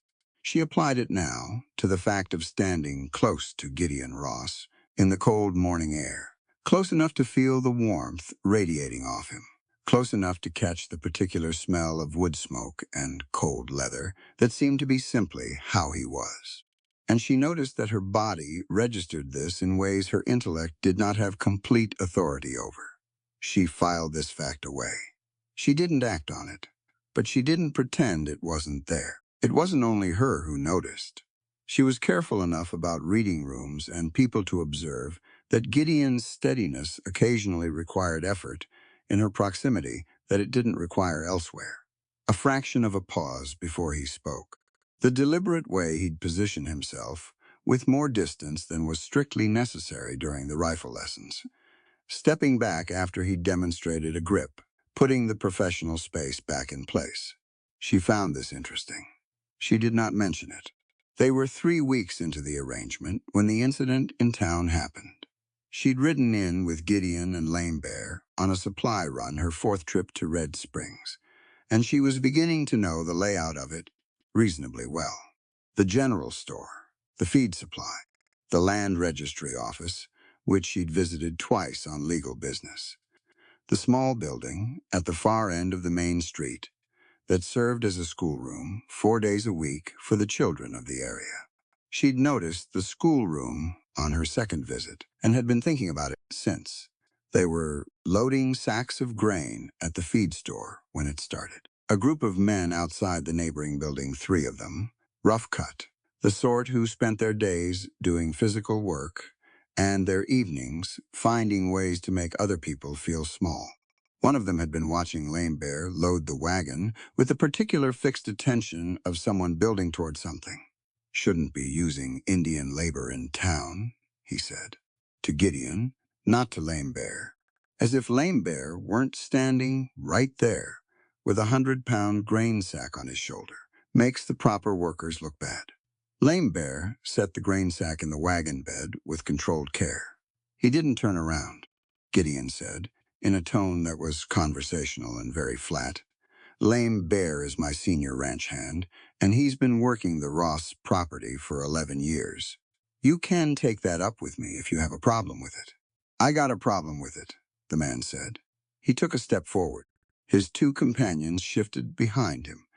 Eva had been standing to the side with a list of dry goods in her hand. She folded the list and walked over. She placed herself between the 3 men and Lame Bear, with the specific calm of someone who has thought through a situation 2 steps ahead and decided their position. "Excuse me," she said pleasantly.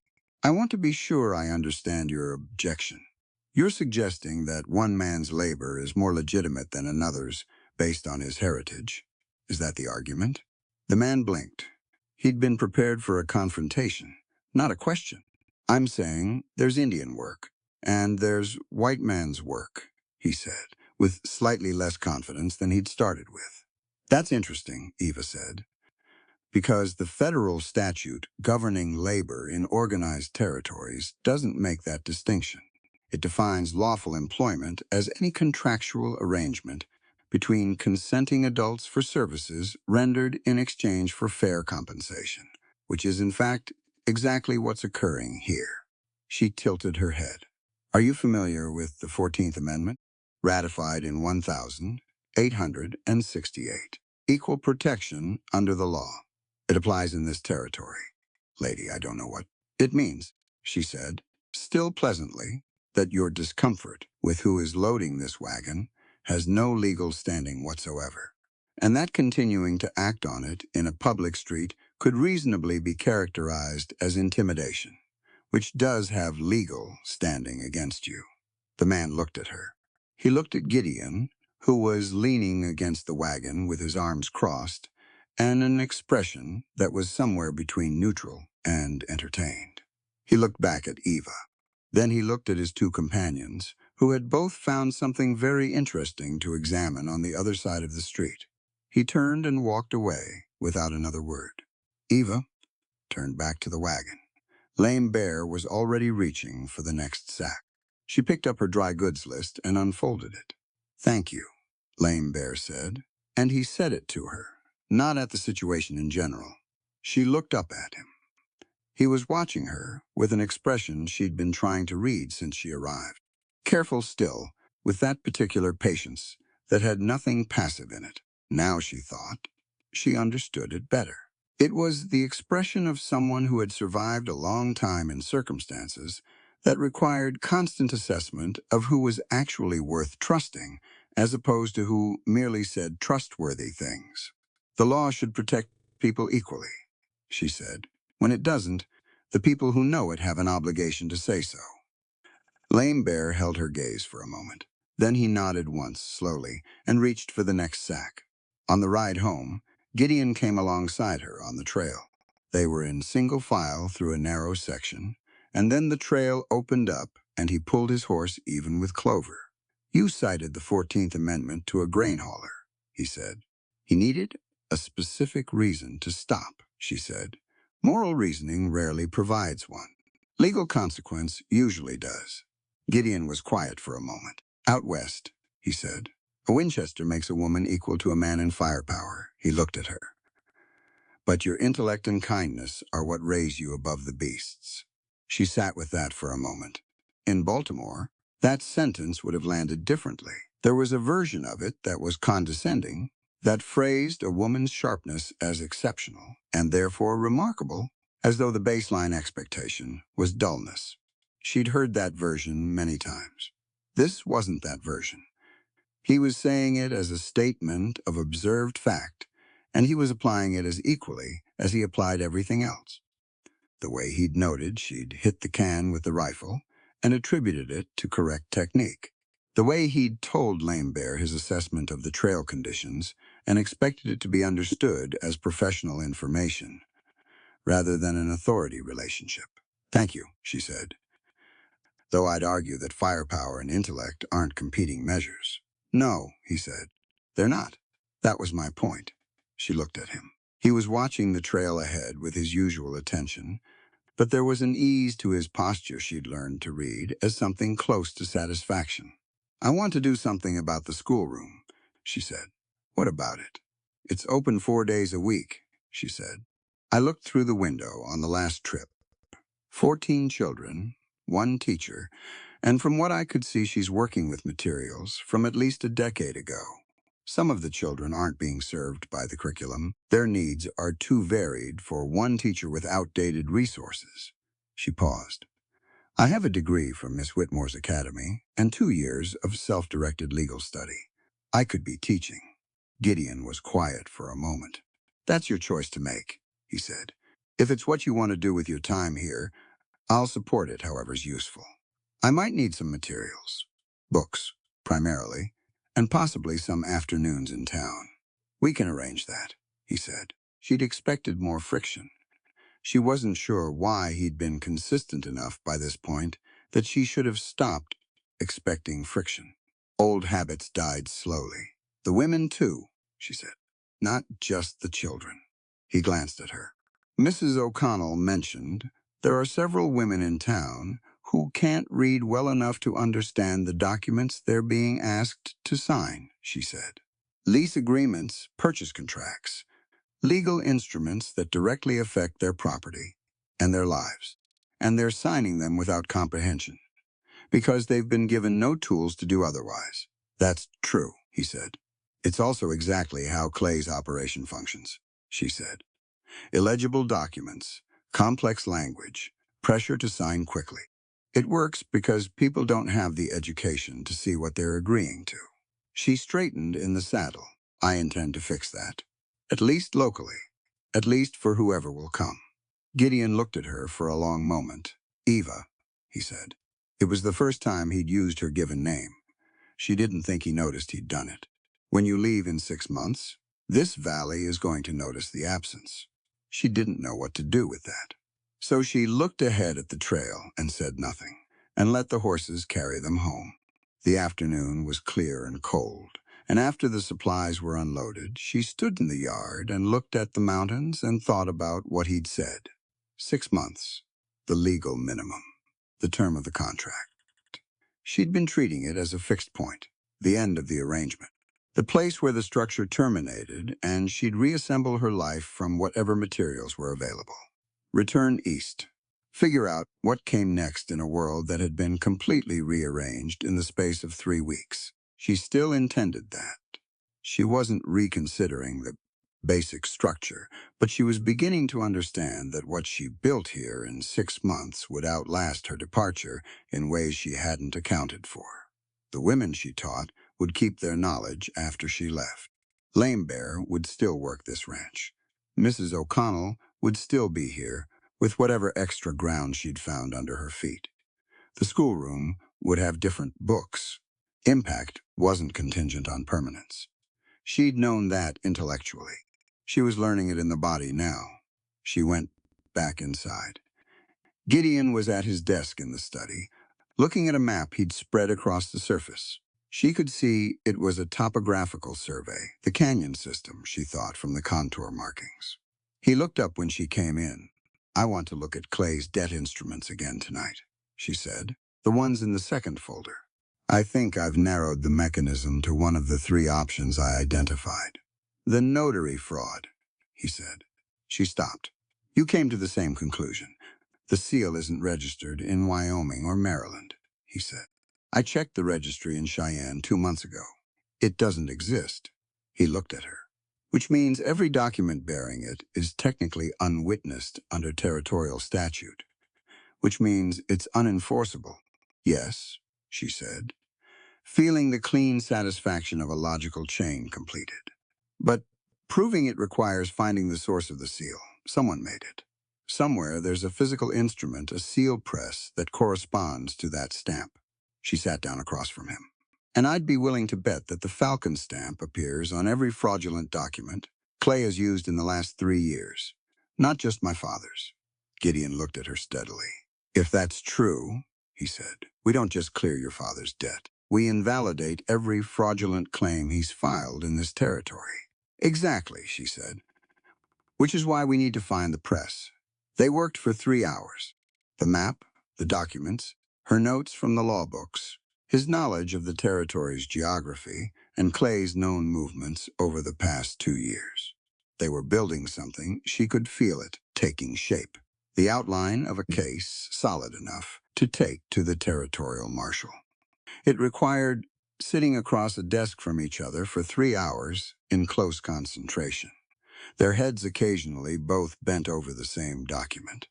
Their voices low in the lamplight, She was aware of all of that. She was also completely focused on the work, which was a state she'd always trusted.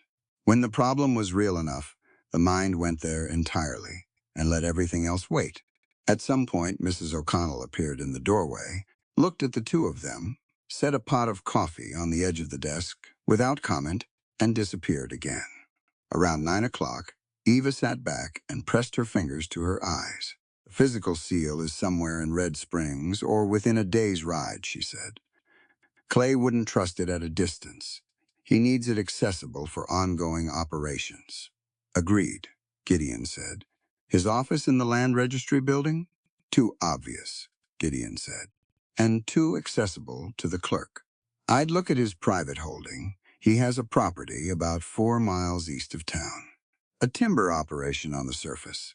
We've suspected it's a front. She thought about that. Can you get a legal warrant to search it? Not without evidence that's specific enough for the magistrate to act on. He paused. Which is why we need something to trigger the warrant. Then we need to find someone who's seen the seal being used, she said. Someone who was present when one of these documents was prepared. A witness. Gideon leaned back in his chair and looked at the ceiling for a moment. Mrs. O'Connell's neighbor, he said slowly. A woman named Hayes. Her husband signed over their water rights to Clay's company 8 months ago. The husband claims he signed voluntarily. But Mrs. Hayes told Maeve she was in the room and that her husband didn't understand what he was signing. That a man she'd never seen before came in, pressed a seal onto the document, and witnessed it without ever identifying himself. Eva looked up. A woman who was in the room, she said. Who saw the seal pressed? Yes. Does she know what she saw matters? No, Gideon said. I don't think anyone's ever asked her. Eva stood up. She picked up her journal and her pen. She looked at Gideon across the desk. I'd like to speak with Mrs. Hayes, she said. Will you take me to her? Tomorrow morning, he said. Good. She closed the journal. One more thing. He waited. The rifle lessons, she said. I want to move from the close distance targets to the longer range. The can at 40 yards is not a useful benchmark anymore. The corner of his mouth moved. That small, barely there motion she'd been cataloging since the first morning. 75 yards, he said. We'll start there. Fine, she said. She picked up her things and went upstairs. She lay in the dark and thought about the case, about the seal and the witness and the chain of evidence they were building, about the schoolroom and the women who needed to understand the documents they were signing, about Lamé Bear loading grain in the cold while a man tried to make his labor invisible, about all the mechanisms, legal, social, physical, that were used to keep people from having power over their own lives. She thought about Gideon, about the way he'd said her name without noticing, about 3 hours across a desk in lamplight that had felt like the most natural thing she'd done since arriving. On her right hand, the silver ring sat cool and smooth. She turned it with her thumb, absently, already half asleep. The engraving on the inside pressed against her palm, always faithful. She closed her eyes and let the mountain dark do the rest. The blizzard came back in February, like it had unfinished business. 3 days of it. Real winter, the kind that made the walls of the homestead creak, and the horses restless in the barn, and the world outside the windows a pure, undifferentiated white. The temperature dropped to places that made the cold feel structural, not weather but architecture. The whole landscape rebuilt out of ice. Gideon rode out on the second morning anyway. He had to. 2 sections of the north boundary fence had been cut the week before, clean cuts, deliberate, the kind that let cattle drift. He'd been patrolling the perimeter since then, rotating the work with Lamb Bear and the 2 hands. The blizzard made the work dangerous. He went anyway. The fence doesn't fix itself, he told Eva, when she appeared at the top of the stairs and found him loading his saddlebag in the pre-dawn dark. The blizzard doesn't care about that logic, she said. No, he agreed. It doesn't. He buckled the second saddlebag. I'll be back before dark. If I'm not, you'll be back before dark, she said. He looked up at her on the stairs. Something crossed his face. Then he put his hat on and went out. She stood at the top of the stairs and listened to the sound of his horse leaving the yard. The wind swallowed it quickly. She went back into the warmth of the house. Mrs. O'Connell was already at the stove, making the particular sounds of early morning practicality that Eva had come to find steadying. Lame Bear was in the barn. The two hands were in the bunkhouse until the weather gave them a workable window. Eva drank her coffee, standing at the window, watching the white blur that had replaced the mountains. Then she went to the study. She'd been through Gideon's case files on Clay 3 times in the past 2 weeks. She knew their contents well enough to recite sections from memory. But there was a section of the study she hadn't fully explored, the old shelving built into the east wall, which held ranch business records going back to Gideon's father's time. Ledgers, correspondence, deed filings, the administrative history of the Ross property. She hadn't gone through those because they hadn't seemed relevant to Clay. Today, with nothing else to do, while the blizzard buried the world outside, she started at the top shelf and worked down. Most of it was exactly what it appeared to be. Cattle tallies, seasonal accounts, a correspondence file from the early 1870s between Gideon's father and a land agent in Cheyenne about the original homestead filing. She read it all with the careful, thorough attention she applied to everything, not because she expected to find anything, but because the habit of not skipping things had served her too well over the years to abandon. She was on the third shelf, in a box of papers that had been pushed to the back behind several ledgers, when she found the hidden compartment. It wasn't dramatically hidden. There was no false back or clever mechanism. It was simply a section of the shelf that had been built deeper than the others, and the box she'd moved had concealed a smaller wooden case that sat flat against the inner wall. If you weren't specifically looking behind the box, you'd never see it. She wouldn't have found it if she hadn't been methodical. She pulled the case out. It was locked. Small brass lock, the kind that opened with a skeleton key rather than anything specific. She looked at it for a moment. Then she went to Gideon's desk and tried 3 different keys from the ring in the top drawer before the third one turned. Inside were 2 items. The first was a sheaf of documents thick, tied with legal tape, the kind of bundle that took time to assemble. She untied it and spread the papers across the desk. She read for 20 minutes without stopping. Her father's debt had been manufactured from nothing, completely. Every instrument, every signed agreement, every witnessed attestation, fabricated in systematic sequence over a period of 18 months. The same notary seal she'd traced from her father's documents. The same handwriting on the witness lines. The same false identities. But there was more than just her father's case in this bundle. There were 7 other families. 7 other sets of manufactured debts, built the same way, used to seize land across 3 counties. The paper trail was meticulous and damning and would be completely convincing to a territorial court if properly presented. Her father hadn't just been keeping records. He'd been building a case. He'd known exactly what was being done to him, and he'd documented all of it, every instrument, every forgery, with the systematic care of a man who understood that the only weapon available to him was evidence. And somehow, through the solicitor in Cheyenne, through whatever contact had connected him to Gideon, he'd gotten this bundle to the Ross property before he died. Eva sat back and pressed her palms flat against the desk. Her eyes were dry.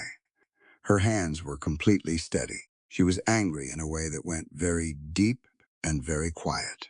The productive kind of angry, the kind that made her think faster and more clearly rather than less. She reached for the second item in the case. It was a single document, folded in thirds. Official heading, she recognized the Territorial Land Office format. She unfolded it and read the title, Authorization of Foreclosure. Proceeding, Ross Property, Bighorn Basin. She read the body of it. Then she read it again. At the bottom of the document, 2 signatures. Orson Clay's, she recognized from the other papers. And below it, in the handwriting, she'd seen on the supplemental agreement, on letters in the correspondence files, On notes left on the kitchen table about fence repairs and supply lists. Gideon Ross. She put the document down on the desk. She sat very still. The study was quiet. Outside, the blizzard was a sustained roar that had become almost like silence by its constancy. The lamp on the desk threw a steady circle of yellow light. The document sat in the center of it. His signature, on a foreclosure authorization for his own property, dated 14 months ago. She looked at the date again, made herself do the arithmetic. 14 months ago, 7 months before her father died, 6 months before Gideon had told her. His father's solicitor made contact. She closed the case, folded her hands on top of it, looked at the lamp. She was still sitting like that when the front door exploded inward, not opened. Exploded the latch, giving under a single hard kick, the wood frame cracking, the door slamming back against the interior wall, with a sound like a rifle shot. Eva was on her feet before she understood why. She came out of the study into the main room and stopped. 5 men. Through the open door behind them, she could see a 6th holding horses in the swirling white. They were armed rifles, sidearms, and they were arranged in the room with the practiced positioning of people who'd done this before. Not random, deliberate. In the center of them was a man she'd never seen in person. She knew him anyway. The quality of the space around him, the way the other men oriented toward him, this was Orson Clay. He was perhaps 55, well-dressed for the frontier. A long wool coat with fur trim at the collar, heavy through the chest with a full gray beard trimmed close. His eyes were pale blue and had the particular flatness of a man who'd made a decision a long time ago about what other people were worth and hadn't revisited it. He looked at her the way you'd look at a piece of property you'd come to retrieve. "Miss Montgomery," he said. "Or Mrs. Ross, I suppose, though we both know what that's worth." He moved to the center of the room and looked around at it with an easy familiarity. A man walking through a space he considers already his. "Where's your husband?" "Not here," she said.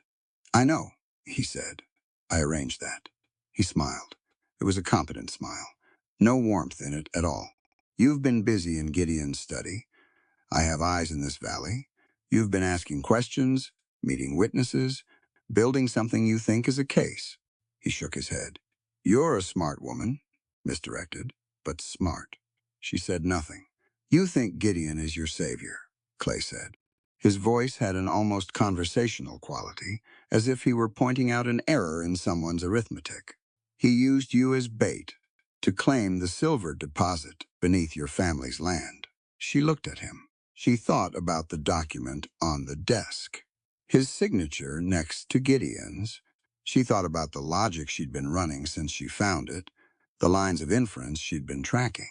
She didn't let any of that show in her face. "I'd like to see your evidence for that claim," she said. Clay smiled again. "You already found it," he said. "The case in the East Shelf. The foreclosure authorization." He tilted his head, his signature, "Miss Montgomery," on a document that would have given him the combined land claim, your family's silver access, and his property under a single holder, which is exactly what he has now, through your marriage. The fire in the hearth cracked and shifted. She heard something outside, over the blizzard. A sound that didn't fit too sharp, too close. Like a horse coming in fast from the north. Clay heard it too. He moved to the window and looked out. The front door came open again. Not kicked this time, just pushed. And Gideon came through it. He was bleeding. She could see it. Immediately, a dark stain, spreading through the canvas of his left shoulder, the color of it wrong against the pale cold that had come in with him. He'd been riding hard. There was snow in his hat brim, and his eyes were sharp and immediate, reading the room in the half-second before anyone moved.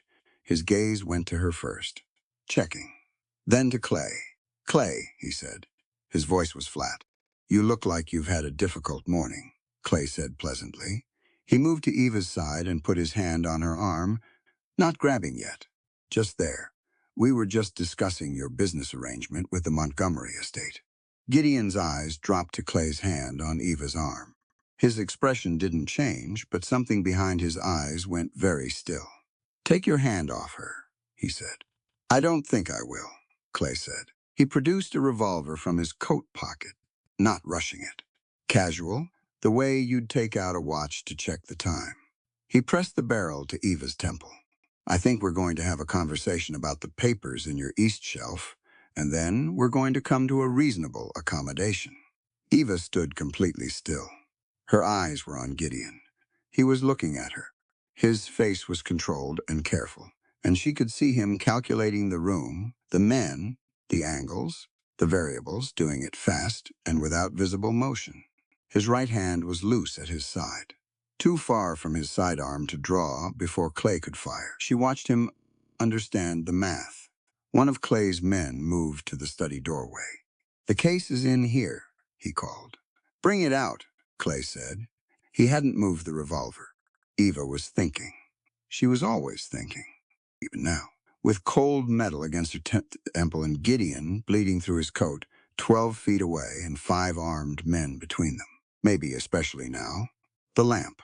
The study lamp she'd left burning on the desk. The man who'd gone into the study wouldn't know to avoid knocking the lamp. The desk was narrow. The case was sitting right beside it. It happened in the next second. Not because she'd made it happen. She had no mechanism for that, but because the variables simply resolved. A crash from the study. The particular sound of a lamp breaking against a wooden floor. A burst of orange light through the study doorway. "Fire!" one of Clay's men shouted. The room lurched into motion. Clay's grip on Eva's arm tightened, and the revolver swung away from her temple as he turned toward the study door.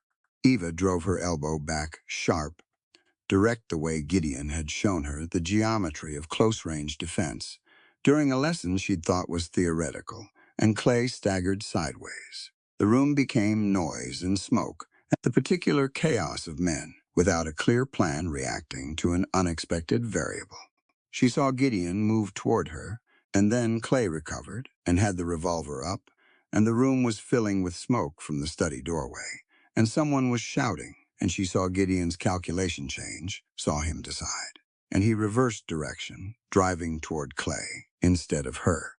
They went down together, rolling, and 3 of Clay's men grabbed Gideon's arms and wrenched him back, and he was bleeding worse now, the shoulder wound open and spreading. And he was still fighting, but the arithmetic was wrong, and they all knew it. Clay got to his feet. His composure had cracked slightly. The pale eyes were sharp now, genuinely angry rather than merely cold. He looked at Eva. "Bring her," he said to the man nearest her. The man's hand closed on her arm. Hard this time. She looked at Gideon. He was on his knees, both arms held, blood on the floor beneath him. He was looking at her with an expression she'd never seen on his face before. Not fear exactly, not for himself, but something raw and unguarded that she was still translating when Clay's man pulled her toward the open door. She went through the door into the white. Behind her, the study was burning. She looked back once, through the cracked doorframe, through the smoke, and saw Gideon collapse forward into the burning embers, and the men releasing him, and Clay coming out after her. She was shaking, not from cold this time. 2 questions. Was he alive? Was he what Clay had said he was? She didn't have answers to either one. The blizzard took her up, and the men on horses surrounded her, and she was moving into the white before she could find the ground under her feet again. But she was thinking. She kept thinking, even through the shaking, even through what she'd seen. The part of her mind that ran cold and clear and relentless was already working. The foreclosure document. His signature. 14 months ago. There were 2 explanations for that document. Only 2. She was going to find out which one was true. The stone cellar was below the valley floor. Eva hadn't known it existed. She doubted most people did. It was accessed through a narrow cut in the rock face at the base of the eastern ridge, the kind of opening you'd ride past 100 times without recognizing it as anything other than a shadow in the stone. Inside, the ceiling was low, and the walls were rough cut, and the whole space smelled of cold earth and mineral water, and the particular darkness of places that had been sealed for a long time. Clay's man had not brought her here. She was here because she'd gotten away from Clay's man. This was something she was still mildly surprised about herself. It had happened approximately 2 miles from the homestead, when the blizzard hit a new intensity, and the man holding her horse's lead line had shifted his focus entirely to staying on his own animal.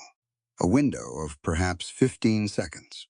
She'd evaluated it, committed to it, and gone over the side of the horse into a snowdrift before the calculation had fully finished.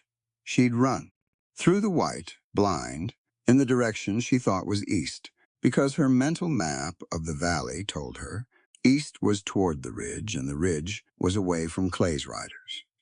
She'd been wrong about the direction twice before correcting. She'd gone through a frozen creek that soaked her boots through to the skin.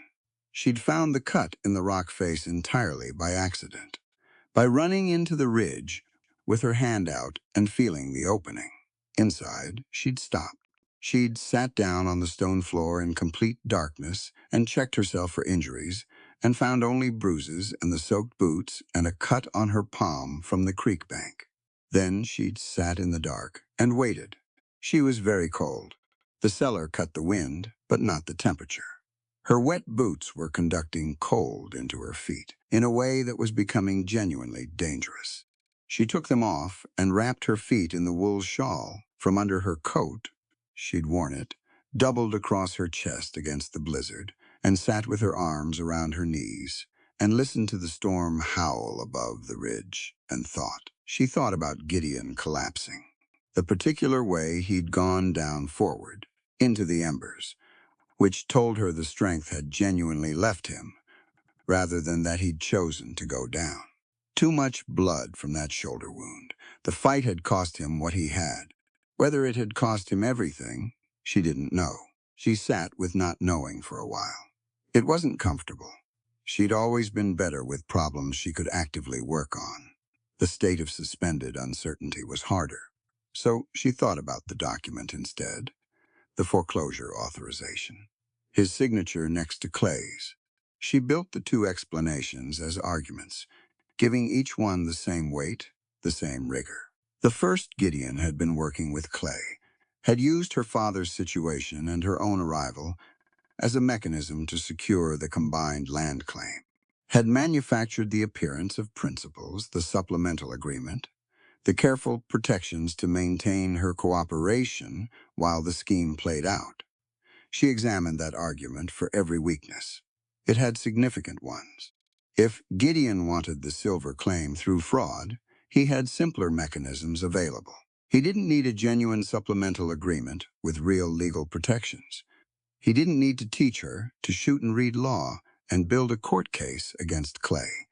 He didn't need to let her into his files, his library, his understanding of the territory's legal infrastructure. A man running a long deception keeps the person he's deceiving comfortable and incurious. He'd been doing the opposite. The second explanation, he'd signed the document deliberately as a move in a longer game, a bluff or a trap or a delay, something that made Clay believe Gideon was a cooperative party while he was actually building a case against him. The evidence for this one was more scattered, but more consistent with everything she'd actually observed. The detailed case files, the years of patient documentation, the fact that he'd been building toward a legal prosecution rather than a quick resolution that might have been easier to achieve through other means. She was still working through it when she heard a sound. She went completely still. Footsteps. Outside the cut, on the ridge face. 2 sets, one heavier than the other. She pressed back against the inner wall and put her hand on the small knife she kept in her coat pocket, entirely inadequate against armed men, but the only thing available, and waited. A shape appeared in the opening, large, moving carefully, a lantern raised to illuminate the space. Eva, Gideon's voice. She let go of the knife. He came through the low opening with the particular care of a man managing a serious injury. She could see it in the way he turned his left shoulder away from the doorframe, protecting it. He was upright, He was conscious. He was here. Behind him came Lame Bear, who had to duck nearly double to clear the ceiling. He was carrying 2 saddlebags, and his expression was that of a man who had been tracking something through a blizzard and found it exactly where he expected to. Gideon stopped when he saw her. He looked at her feet bare, wrapped in the shawl, and then at the wet boots beside her. He lowered himself to the floor, against the opposite wall. The lantern went between them. He was pale under the weathering of his face, and she could see dried blood on the left side of his shirt and coat, but his eyes were focused and direct. "You ran east," he said. "I ran east," she confirmed. "Smart," Lame Bear said, already opening a saddlebag. He produced a second lantern, lit it from the first, and set it near Eva. Then he began laying out materials with quiet efficiency: a small tin of medical supplies, a flask of whiskey, dry wool socks, a folded blanket. He set the socks in front of Eva without comment and moved to Gideon's side to begin cutting away the shoulder of his coat. Eva put the socks on. The feeling of dry wool against her feet was almost violent in its relief. Gideon watched her from across the lantern light. He seemed to be deciding something. "The document," he said. "The foreclosure authorization. You found it?" "Yes." "You read it?" "Yes." "Clay told you what it meant, his version." "He did," she said. "He was persuasive. He had the advantage of me not having all the information." Gideon was quiet while Lame Bear worked on his shoulder. The sound of it, cloth tearing, the soft sounds of wound assessment was the only thing in the space besides the muffled storm. "A year ago," Gideon said, "Clay came to me with that document. He wanted me to sign it. I refused. He told me he'd have your father killed, and you brought West under circumstances considerably worse than the arrangement we built." He paused. "He had the men to do it. I knew he had the men." Eva looked at him. "So I signed," he said. "And then I sent a letter to Cheyenne, to the Territorial Marshal's office, documenting the coercion and the circumstances of the signing. That letter is in the Marshal's case file, dated 2 days after the document. A legal record of duress," she said. "Which makes the signature unenforceable," he said. "Yes. And which documents Clay's method, his willingness to use murder as a negotiating instrument. That alone is enough for a federal indictment, if the Marshal builds the rest of it correctly." She looked at him steadily. "You were playing a longer game. I needed him to believe he had leverage over me," he said. "A signed document. A cooperative party. It gave us time to build the actual case." He met her eyes. "I was trying to keep your father safe. I was too late for that. I'm sorry." The lantern flame moved in a draft from somewhere in the stone. Eva felt the whole structure of the last hours reorganize itself. The document that had looked like betrayal, the signature that had looked like guilt, rearranged by context into something else entirely a calculated sacrifice, a dangerous gamble, a man spending his own safety to buy time for people he'd never met.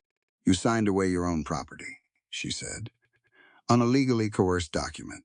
That put your ranch at legal risk."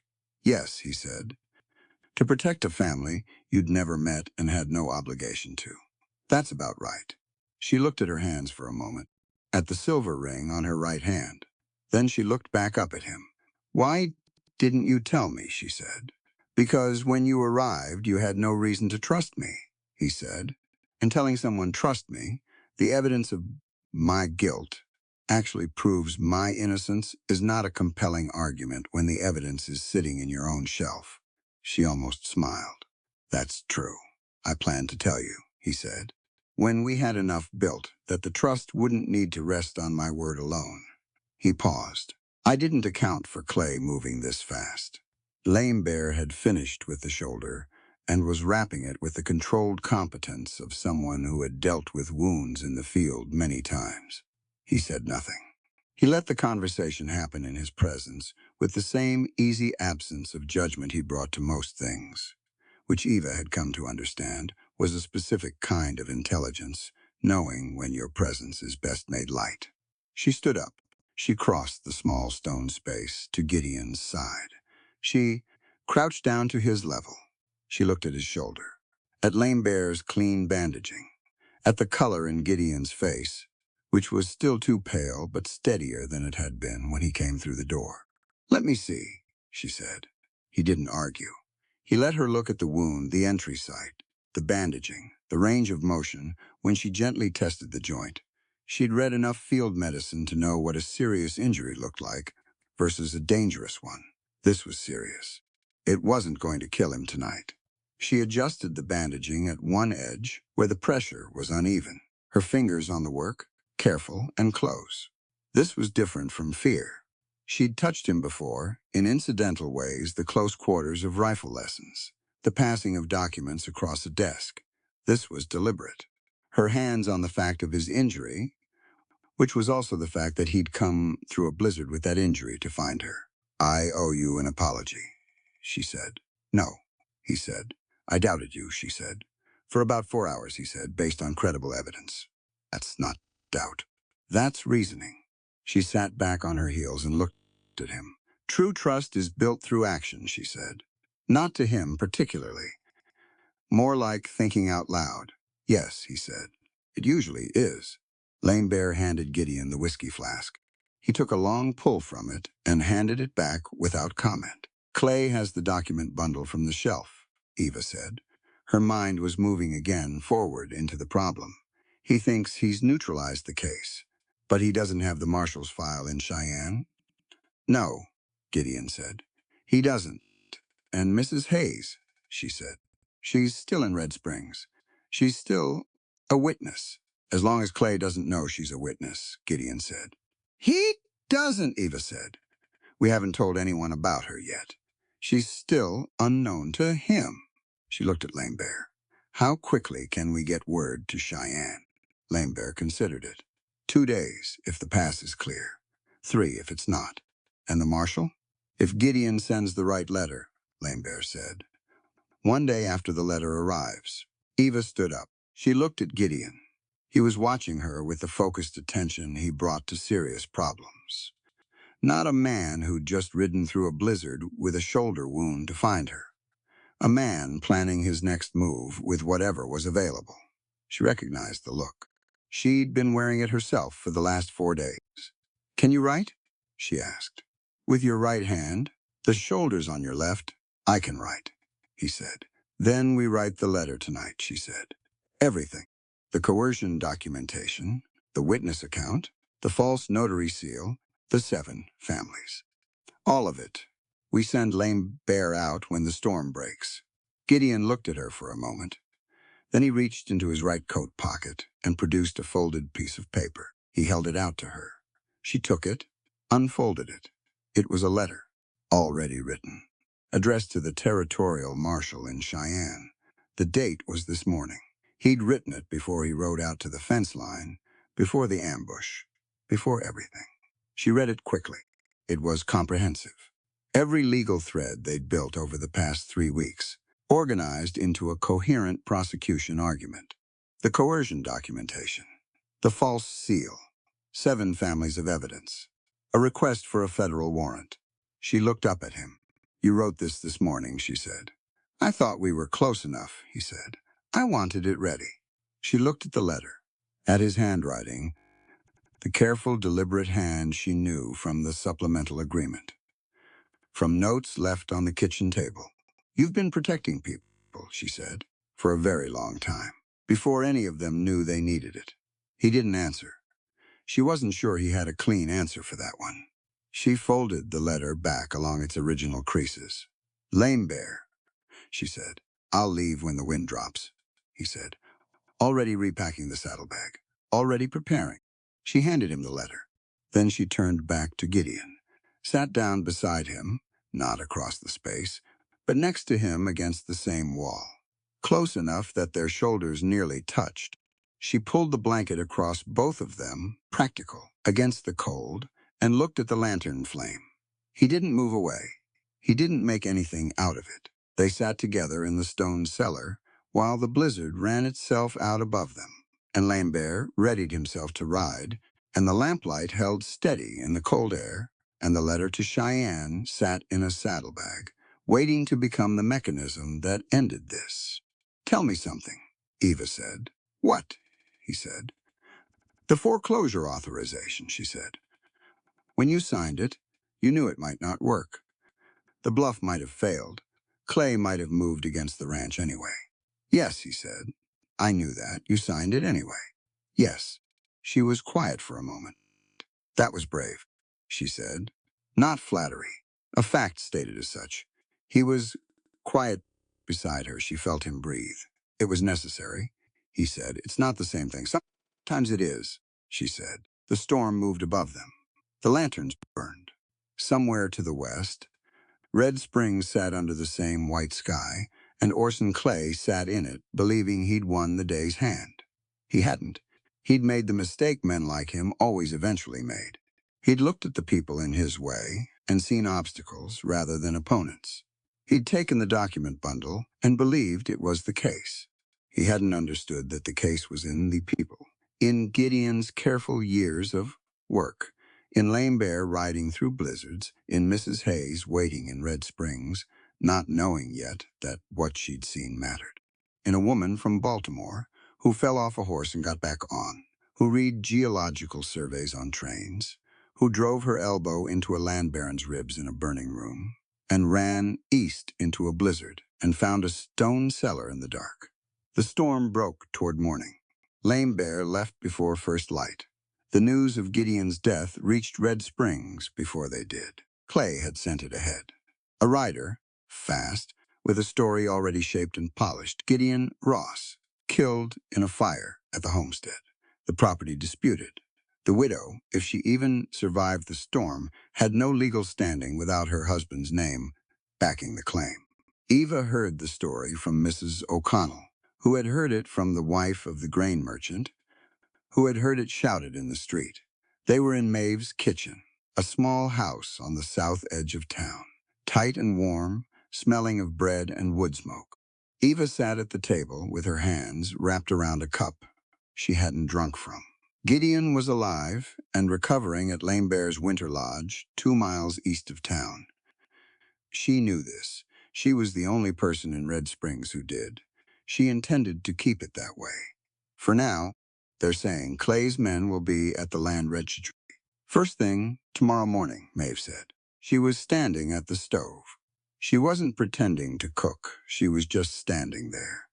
The way people stand when they need something to do with their bodies while their minds are working hard. Filing a contested claim. They say with Gideon gone, the marriage has no standing, and with no standing, the debt transfers back. It doesn't work that way, Eva said. Maeve looked at her. A legally registered marriage creates a joint property claim, Eva said. My husband's death, if it had occurred, wouldn't dissolve my standing in the claim. It would transfer it entirely to me. I become the sole title holder. She picked up the cup finally and drank. Clay's men will find that out when they arrive at the registry. Or rather, they already know it. And the story they're telling isn't for the registry clerk, it's for the town. Maeve sat down across from her. For the town, she repeated. If people believe I have no standing, they won't support me when I assert it, Eva said. Social pressure does what legal instruments sometimes can't. If I walk into that registry tomorrow with a room full of people convinced I'm a widow with no claim, the clerk is going to feel the weight of that, even if he knows the law says otherwise. Maeve was quiet for a moment. Her hands were flat on the table. She had strong hands wide at the palm, the knuckles slightly swollen from years of work, the kind of hands that had done whatever was needed and kept going. So what do we do, she said. Eva looked at her. We make sure the room isn't convinced. That was Tuesday evening. By Wednesday morning, Eva had spoken to 11 women. She'd done it quietly, in kitchens and back rooms, and the small space behind the dry goods counter, where women came to look at fabric samples and ended up talking about everything else. She hadn't made speeches. She'd asked questions. She'd listened to the answers. She'd explained, plainly and without drama, what the actual law said and what Clay was doing, with the gap between the law and people's understanding of it. Most of them already knew something was wrong. They just hadn't had the language for it. Mrs. Alma Hayes was the one Eva had been building toward from the beginning. She found her at the well on the east side of town, filling a bucket alone in the early cold. Small woman, thin, with a watchful quality about her that wasn't timidity exactly, more like someone who had learned to make herself very still in order to notice things. Mrs. Hayes, Eva said. I'm Eva Ross. I wonder if I could speak with you about something that happened 8 months ago in your home. Alma Hayes looked at her for a long moment. Her hands were still on the well rope. About the man who came with the papers, she said. Yes, Eva said. Something moved through Alma's face. Not relief, but close to it. The expression of someone who has been waiting a long time to be asked the right question. Come inside, she said. They sat at Alma's kitchen table, and Alma told her everything, the man arriving with the documents for her husband to sign. The way he'd moved quickly, explaining nothing, pushing the pen into her husband's hand before he'd finished reading. The seal Alma described it carefully, unprompted, with the specific precision of someone who had been remembering a detail for 8 months without knowing why it mattered. A bird, she said. Wings open, like a hawk. A falcon, Eva said. Is that what it was? Alma folded her hands. I knew there was something wrong with it. The man who pressed it didn't say his name. He didn't look at either of us. Just pressed it and left. Mrs. Hayes, Eva said. What you saw is evidence, not in a general sense. Specifically, legally, evidentially you were in that room. You watched that seal get pressed, and you can testify that the man who pressed it never identified himself as a notary, which means the document is unwitnessed under territorial statute, which means it can be challenged in court. Alma was quiet for a moment. My husband signed it himself. Your husband signed a document he didn't fully understand, under pressure, with a fraudulent witness, Eva said. That's different from a willing agreement. The law treats it differently. She paused. I'm not promising it's simple. I'm telling you it's possible, and I'm asking if you're willing to stand up and say what you saw. Alma looked at her hands. Then she looked up. Will it matter? Clay has men everywhere. Clay's men are going to the registry tomorrow morning with a false story about my husband being, Eva said. I intend to be there. I intend to have people with me who understand what's actually happening. And I intend to make it very clear on the record that Orson Clay has been using fraudulent instruments across this territory for 3 years. You'd do all that, Alma said. Yourself. I'd do all that with you, Eva said. And with whoever else is willing. Alma picked up her teacup. She looked at the window. Outside, Red Springs went about its Wednesday morning boots on frozen ground, a wagon pulling past, the sound of the blacksmith's hammer starting up 2 streets over. My husband's going to say I shouldn't, Alma said. Probably, Eva said. He's afraid of Clay. Most people with good sense are, Eva said. Being afraid of something and being right to surrender to it are not the same thing. Alma was quiet. Then she set her cup down. I'll be there, she said. The land registry opened at 8 in the morning. At 7:30, Eva was already on the main street, with Maeve beside her and 4 other women behind them. By the time the registry clerk unlocked the door, there were 9 women and 2 of the older men from the settlement east of town, standing in the cold outside it. One of the men had brought his adult son. The son had brought a rifle, which Eva had quietly asked him to leave with the horses. We're not here to threaten anyone, she'd told him. We're here to be counted. Clay's men arrived at 8:10, 3 of them. The one in front had a leather document case and the smooth efficiency of someone who did this regularly and expected it to go smoothly. He stopped when he saw the crowd. He looked at it. He looked at Eva. He recalibrated something in his expression and walked forward anyway. The registry was a single room. The crowd came with them into it. The clerk, a young man named Pruitt, who looked like he very much would have preferred to be somewhere else, watched all of it from behind his counter. Clay's man put his document case on the counter. We're here to file a contested property claim, he said to Pruitt. Ross Holding, North Valley. The owner is deceased. The claim reverts. That's incorrect, Eva said from across the room. Clay's man turned to look at her with the expression of someone who has been mildly inconvenienced. "Mrs. Ross," he said, "you have my condolences." "I don't need them," she said. "My husband is alive." She let that sit for a moment. Then she pulled a folded document from her coat pocket and set it on the counter beside his case. "I also have his signature on a statement executed this morning, witnessed by two parties, confirming his legal standing and specifically noting that any claim filed against the Ross holding during his current absence was done without his knowledge or consent. It wasn't true that Gideon had signed something this morning. What she had was a statement she'd drafted herself, signed by the two men who'd actually been with Gideon when she'd last seen him. She'd spent 2 hours on the legal language last night by lamplight. It wasn't a perfect document, but it was a document, and it had signatures, and it said exactly what she'd said it said. Pruitt had picked it up and read it. Clay's man watched him read it. "Even if that's valid," Clay's man said, "the property claim we're filing pertains to the original debt instrument, which predates the original debt instrument," Eva said, "bears a notary seal that is not registered in the Wyoming Territorial Registry, the Maryland State Registry, or any federal notary record I've been able to locate. I have documentation of that search." She placed a second paper on the counter. "An unregistered seal renders the witnessing fraudulent.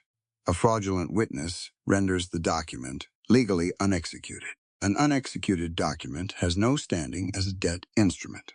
She looked at him directly. "Your attempt to file a property claim based on a document that does not legally exist." The room was very quiet. Clay's man looked at the papers. He was good at his job. She could tell by the way he was processing this, not panicking, calculating, looking for the angle. "The seal question is a matter for the court to—" "It is," Eva said, "and I welcome that. I welcome it considerably more than you do, I suspect, because I have a witness who was present when that seal was pressed by a man who never identified himself as a notary." She looked at Alma Hayes, who was standing against the far wall with her arms crossed and her chin level. Mrs. Hayes saw it happen. She's prepared to say so under oath. Alma met Clay's man's eyes and held them. He looked at her. He looked back at Eva. He looked at the room full of people who were all looking at him. He picked up his document case. "We'll be back," he said. "I'll be here," Eva said. He walked out. His two men followed. The door closed behind them. Pruitt put Eva's documents carefully in a registration folder and stamped it with the date. His hands were extremely steady for someone who'd just watched all of that happen in his small registry office. "Ma'am," he said, "I'll note these in the record." "Thank you, Mr. Pruitt," Eva said. Outside in the cold, Maeve grabbed her arm and squeezed it hard, and then let go and composed herself. That, Maeve said, was something. "That was the easy part," Eva said. She meant it. Clay would regroup. He had more instruments than the ones she'd just blocked, and he had men and time and the particular patience of someone who'd been winning for a long time and believed winning was his natural state. But she had something he didn't account for. She had a room full of women who had now watched another woman stand in a registry office and use the law like a tool rather than something that happened to them. That changed things. Slowly, the way most real things changed. But it changed them. That afternoon, she went to the schoolroom. The teacher, a young woman named Cartwright, who was clearly exhausted and clearly dedicated and clearly working with materials that were a decade past useful, welcomed her with the specific relief of someone who'd been alone in a difficult job for too long. They talked for an hour. Eva looked at the books, the slates, the cramped space. She counted 14 children ranging in age from 6 to 14, all mixed together, all needing different things. "I'd like to help," Eva said. 2 afternoons a week, to start. "I can take the older children while you work with the younger ones." Miss Cartwright said yes, before Eva had finished the sentence. The women's sessions started the following week. Evenings, twice a week, in Maeve's kitchen. Eva brought the Land Law Digest from Gideon's library and a supply of paper and pens. She kept the language practical. She started with how to read a contract, where to find the key terms, what the standard clauses meant, which phrases were warnings. She showed them what a legitimate notary seal looked like, and how to verify one. 5 women came the first night, 7 the second. By the third week, there were 11 of them, sitting in Maeve's kitchen by lamplight, and the conversation had gone from how to read a document to what rights you actually had under territorial law, and then, inevitably, to stories. Maeve told hers, quietly, to the table with the particular directness of someone who had decided that the time for being careful about it was done. Her husband, the years of it, the way the law had offered her nothing, because the law was built on the assumption that a husband's authority over his household was natural and not subject to examination. The room was very still while she talked. Then other women talked, not all of them, but enough. Eva listened. She didn't try to fix it or redirect it or turn it into a lesson. She just listened because that was what was needed, and she understood that this was also something the room was building, not just legal knowledge, but the understanding that the room was safe, that what was said here was heard and not used against the person who said it. One evening, she walked to the front of Maeve's kitchen. There wasn't a stage, just a slightly clearer section of floor near the window, and she looked at the women in front of her, and she said what she'd been thinking for 3 weeks. "We women are not chattel tied to real estate or men," she said. "The law exists to protect the vulnerable. If the men on that town council do not respect the property rights of a widow, then they are turning this territory into a den of wild beasts, not a civilization." She looked around the room, at Alma Hayes, at Maeve, at the woman whose name she'd learned that second week, whose husband had signed away their water access without telling her. "You have rights, real ones written into the territorial statute and the federal law above it. The reason those rights have not protected you is not because the rights don't exist. It's because no one told you they were there." The room was quiet for a moment. Then Maeve said, "Well, someone's telling us now." A few of the women laughed. The quiet broke open into something warmer. Eva walked home in the cold after that session with a particular feeling that came from doing work that was actually the right size for your hands. Not too small to matter, not too large to touch. The mountains were dark against the sky.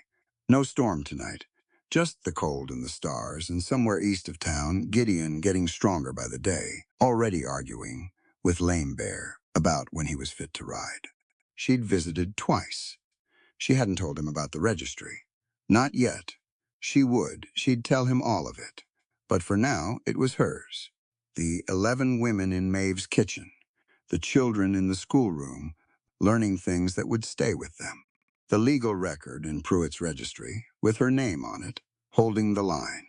She pulled her coat tighter and walked on through the dark, and above her, the bighorn stars did what they always did out here, filled the whole sky, edge to edge, with no city light to compete with them, so bright they almost made a sound.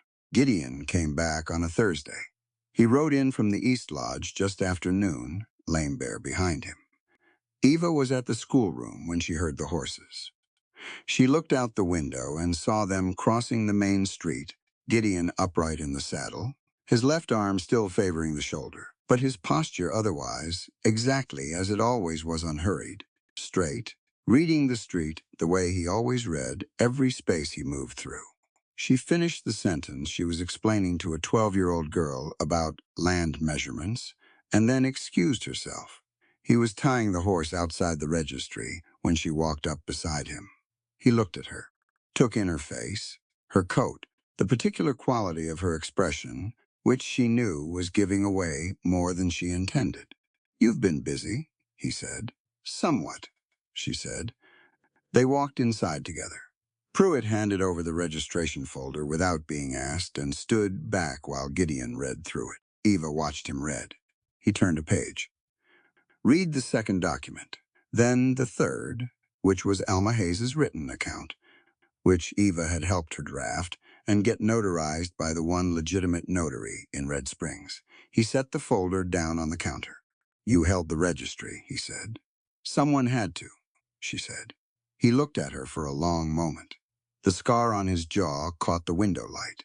His expression was doing the thing it sometimes did, the steadiness there, but something behind it less contained than usual.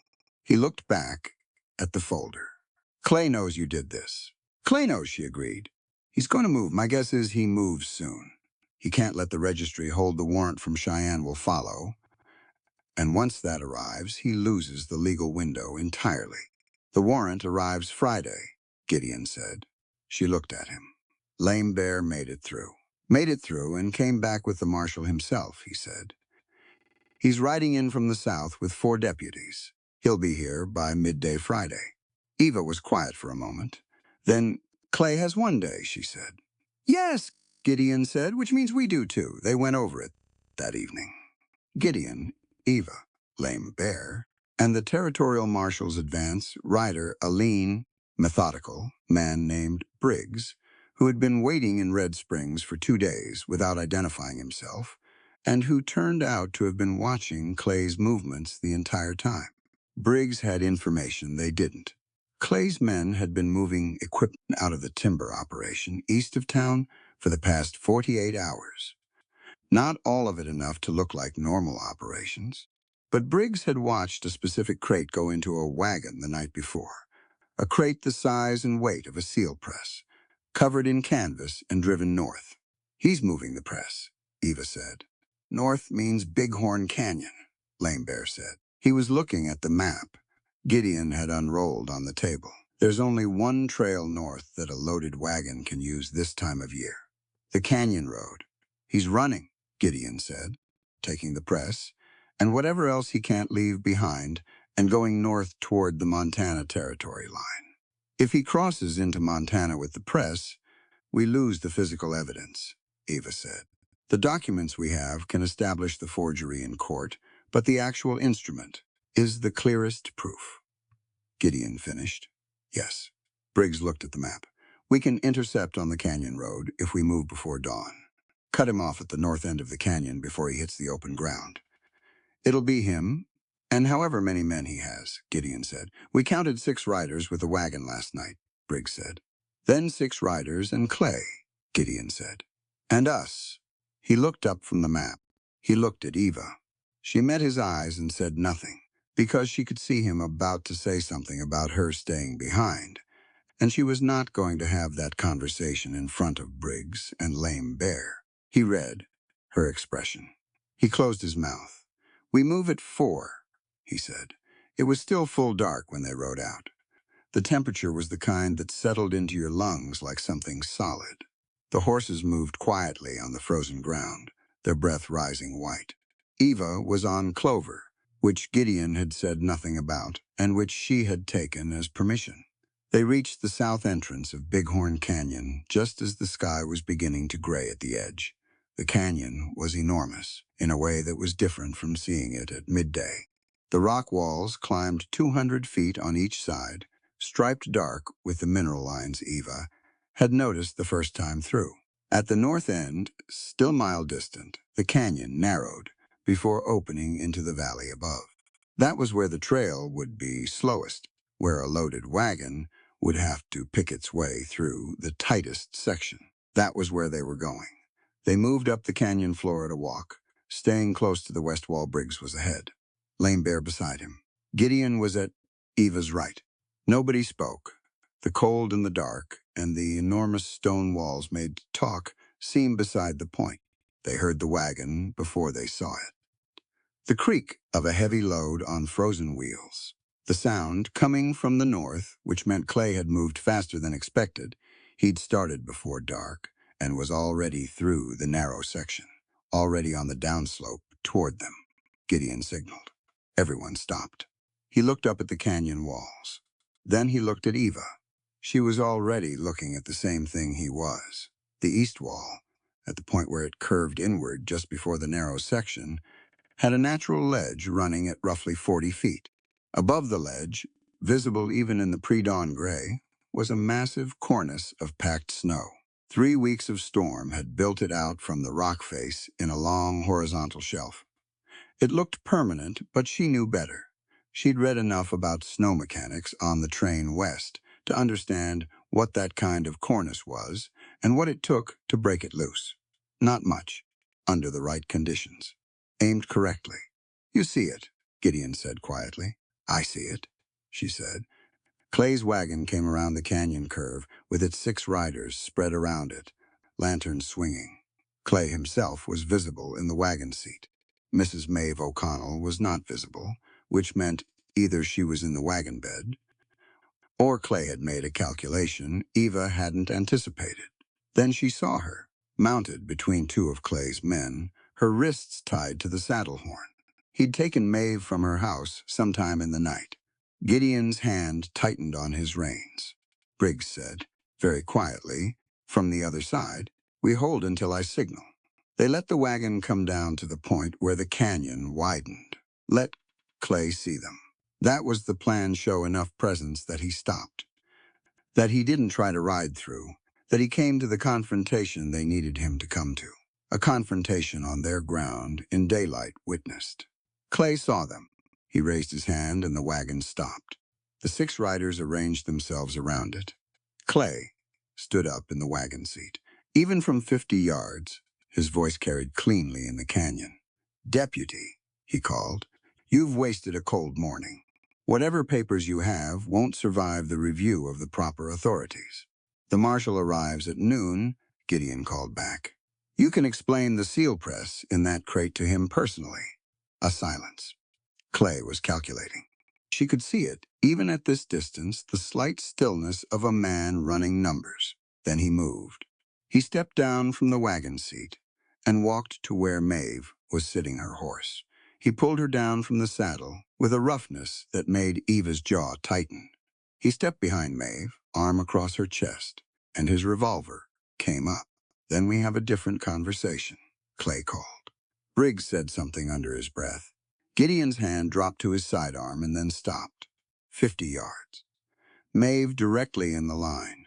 3 of Clay's men with rifles up and aimed at Gideon and Briggs. Eva looked at Maeve's face. Even from here she could see the particular set of Maeve's expression. Not terror, exactly. More like fury. A woman who had survived worse and who was furious at being used as an instrument again. Eva looked at the cornice above the canyon wall. She looked at the angle. She looked at Clay's position relative to the wagon and his men. She looked at the space between the east wall's ledge and the ground below it. The distance from the cornice to where the riders were sitting their horses. She had one shot. Not at Clay, the angle was wrong, and Maeve was there. But the cornice was 40 feet above the riders, directly above the 3 men with the rifles, and if she broke it loose at the right point, it wouldn't fall on them. It would fall on the rock shelf below and break apart and come down the canyon face, in the particular tumbling, percussive way that snow moved when it was disturbed from height. Not enough to bury anyone. Enough to sound like it would. Enough to panic horses. She turned Clover toward the east wall. Gideon saw her moving. He said nothing. He looked at where she was going, looked at the cornice, and then looked back at Clay, and shifted his position slightly to draw attention. "Clay," Gideon called, "you've been in this territory long enough to know how this ends." "I know exactly how it ends," Clay called back. Eva was already moving. Not at a gallop that would be heard immediately. She kept Clover at a walk against the west wall, using the shadow. She reached the point where the canyon bent and dismounted, tied Clover to a rock outcrop. She pulled the Winchester from the saddle scabbard. She looked up at the ridge. The ledge was accessible. She'd climbed worse things in the past 2 months, though she hadn't expected to be doing it in the pre-dawn dark with a rifle. She started up the rock face, using the natural steps in the stone, keeping low. The cold was working into her hands. She pulled her gloves off because she needed the feel of the rock and tucked them in her coat pocket. She reached the ledge in 4 minutes. From here, the whole canyon was visible. She could see Clay and Maeve. She could see Gideon and Briggs, and Lame Bear holding position. She could see the wagon and the 6 riders. She could see the cornice directly above her, the snow shelf extending out from the rock face. She was below it, and to the side, at the angle she needed. She loaded the Winchester. She pressed her back against the rock and breathed. Slow, all the way out. The lesson in the snow, not the target. The distance, the space between the sight and the thing at the end of it. She looked up at the point on the cornice she was going to hit, a spot where the overhang was thinnest, where 3 weeks of thaw and refreeze had already started the work of separation. You could see it from here if you knew what you were looking at, the faint, dark line between the cornice and the main rock face, the fracture already beginning. She didn't need to shoot through the cornice. She needed to hit that line. She raised the rifle. Below her, Clay was still talking. His voice bounced off the canyon walls. She couldn't make out the words from here. She could see Maeve's face turned upward slightly, and she thought Maeve might be looking for her. She fired. The shot was enormous in the canyon. It hit the fracture line exactly, and she knew it the moment it landed because the sound that came back wasn't just the echo of the rifle, but something else underneath it. A deep, heavy crack, like a bone breaking, the sound of a ton of packed snow, deciding that this was the moment it had been building toward. The cornice went, not all at once. It peeled from the rock face in sections, the first piece hitting the ledge below and breaking apart into a white cascade, and that cascade hit the next ledge down, and the whole thing multiplied, and the sound of it came down the canyon like something alive.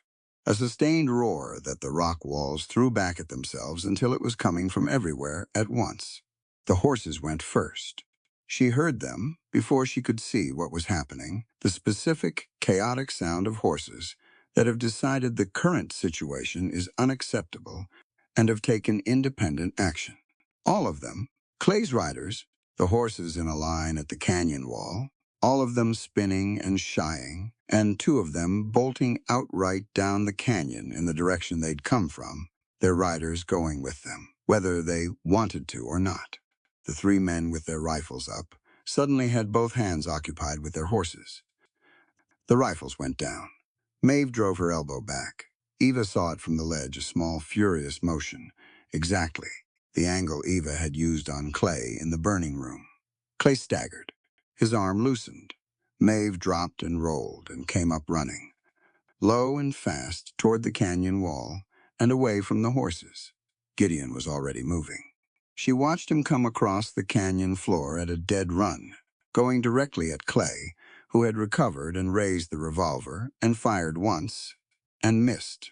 Then Gideon was on him. He drove Clay back into the wagon, and they went down together. And this time there were no Clay's men to pull them apart. The men were either on bolting horses or dealing with panicking animals, or Briggs was there and Lame Bear. It was not a long fight. Clay was not a physical coward. She'd give him that.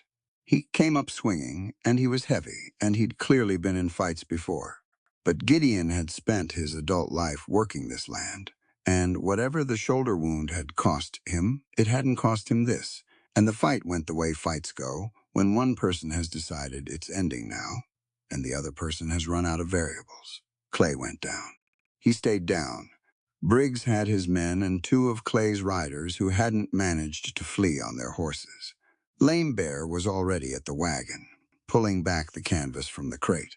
He looked at Eva, who was coming back down the canyon face by a different route, and he held up the crate so she could see it clearly. Solid.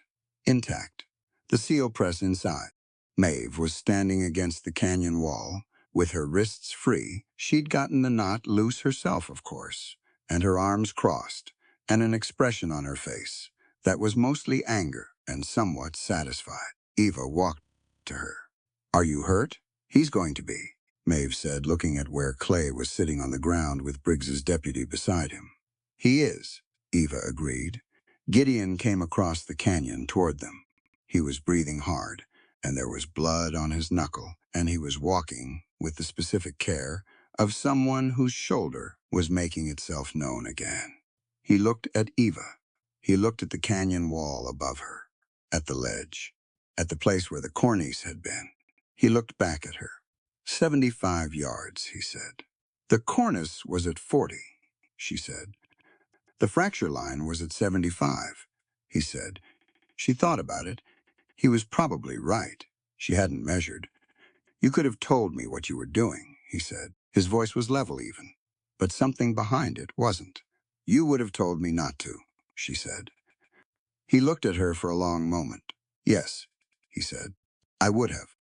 They looked at each other in the growing light of the canyon, the snow still settling around them in fine white dust, the horses gradually calming, Briggs moving his prisoners toward the south end, where the marshal would meet them at noon. It worked, she said. It worked, he said. He reached out with his right hand, careful and deliberate, and tucked a strand of her hair back from her face. Just that. One gesture, unhurried, in full view of everyone in the canyon. Then he let his hand drop. Don't do it again without telling me first, he said. I'll consider it, she said.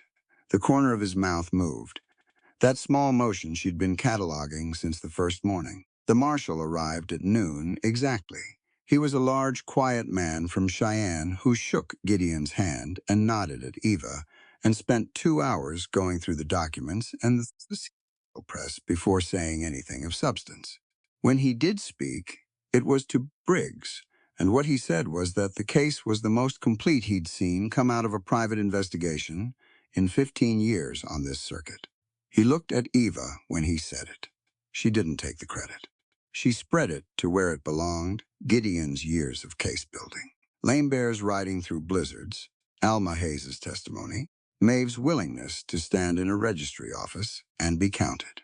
It's a room full of people, she told the marshal. It's been a room full of people the whole time.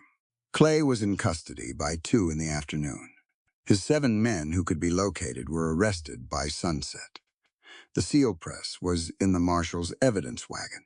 The warrant covered all of it, the fraudulent instruments, the manufactured debts, 7 families, 3 counties. That evening, Eva sat on the porch of Maeve's house in the cold and watched Red Springs settle into its evening routines, lamps coming on in windows, a dog crossing the street unhurried, the smell of wood smoke from a dozen chimneys mixing in the dark air above the rooftops. Gideon came and sat on the step below her, his shoulder in its clean bandaging, his hat off, his hands loose between his knees. They sat like that for a while, not talking, not needing to. The marshal says it'll take 6 weeks to process through the court, he said eventually. I know, she said. I read the statute. After that, the debts are dissolved, he said. Your father's estate reverts to you. The Baltimore property, the cash value, all of it comes back into your name. She looked at the mountains, dark now against the evening sky. The Bighorn Peaks, patient and enormous, the way they always were. 6 weeks, she said. More or less, he said. He didn't say what was in 6 weeks besides the court ruling. He didn't need to. They both knew what else 6 weeks meant. The 6-month mark was 3 weeks after that. She turned and looked at him. He was looking at the street, his profile in the lamplight from Maeve's window. The scar on his jaw, the particular stillness of a man who has decided not to put pressure on a thing he cares about, and is holding to that decision, even when it costs him. She thought about Baltimore, about the house which she now owned outright, about the life that would be waiting there, society and libraries and all the civilized machinery of the East, everything she'd been raised to want. She thought about 11 women in Maeve's kitchen learning to read a contract, about 14 children with better books, about Alma Hayes looking Clay's man in the eye. She thought about a silver ring, about a man crouched below her eye level, setting something in her palm and closing her fingers over it. Your hand belongs solely to you. She put her hand on Gideon's shoulder lightly, just her palm against the canvas of his coat, the good shoulder, not the wounded one. He went very still. I'm not going anywhere yet, she said. He turned and looked at her, his eyes in the lamplight, that depth she'd learned to read. I know the contract he started. I'm not talking about the contract, she said. He looked at her for a long moment. Something shifted in his face. Slowly, the way the light shifts at the end of a storm when the clouds finally begin to break apart. He covered her hand with his. Just that. His rough, calloused hand over hers, on his shoulder, in the cold. All right, he said. Quiet and real and entirely without performance. Above them, the first stars were coming out. One at a time, then in clusters, then all at once, the full Wyoming sky doing what it always did out here, going far beyond what anyone who'd only seen city skies would think was possible. They sat there together on Maeve's porch until the cold drove them inside, and neither of them felt the need to name what they were sitting in, because some things are clear enough without a word for them. Spring came to Bighorn Basin like it had been saving itself. One morning in late March, Eva walked out onto the porch and the air was different. Not warm exactly. The mountains still had their white caps, and the night still bit hard, but something in the air had turned, a loosening. The smell of wet earth under the snow. The creek at the edge of the property, running fast and loud, where 2 weeks ago it had been silent under ice. She stood on the porch with her coffee and watched a hawk work the thermals over the valley floor and thought about the letter from Baltimore. It had arrived 4 days ago. The solicitor's handwriting, careful and formal, informing her that the territorial court had finalized its ruling. The fraudulent debt instruments, all of them, across all 3 counties, all 7 families had been declared void. The notary fraud was documented, prosecuted, and on record. Orson Clay was in federal custody in Cheyenne, awaiting trial on charges that the marshal had told her would put him away for the rest of his natural life. And her father's estate had been restored, not just the land claim, the full estate, the Baltimore house, the remaining investments her father had made before Clay began dismantling his finances, the value of what had been fraudulently seized. The solicitor's letter put the total at $25,000, which was more money than Eva had expected, and which landed in her understanding of her own situation with a weight she was still adjusting to. She was wealthy, independently, completely, by her own name. She didn't need the Ross holding. She didn't need the arrangement. She didn't need anything from anyone in this valley. The 6-month mark was in 8 days. She drank her coffee and watched the hawk and let herself feel the full shape of what was in front of her. Inside the house, she could hear Gideon moving. The particular sound of his boots on the kitchen floor, the knock of the coffee pot against the stove. Lame Bear had gone up to the north pasture at first light. Mrs. O'Connell was at her own house in town. She'd been spending more nights there since the trial, now that the threat had lifted and the homestead didn't need constant tending. The house was quiet in a way that had become familiar. Not empty, just theirs. Eva went back inside.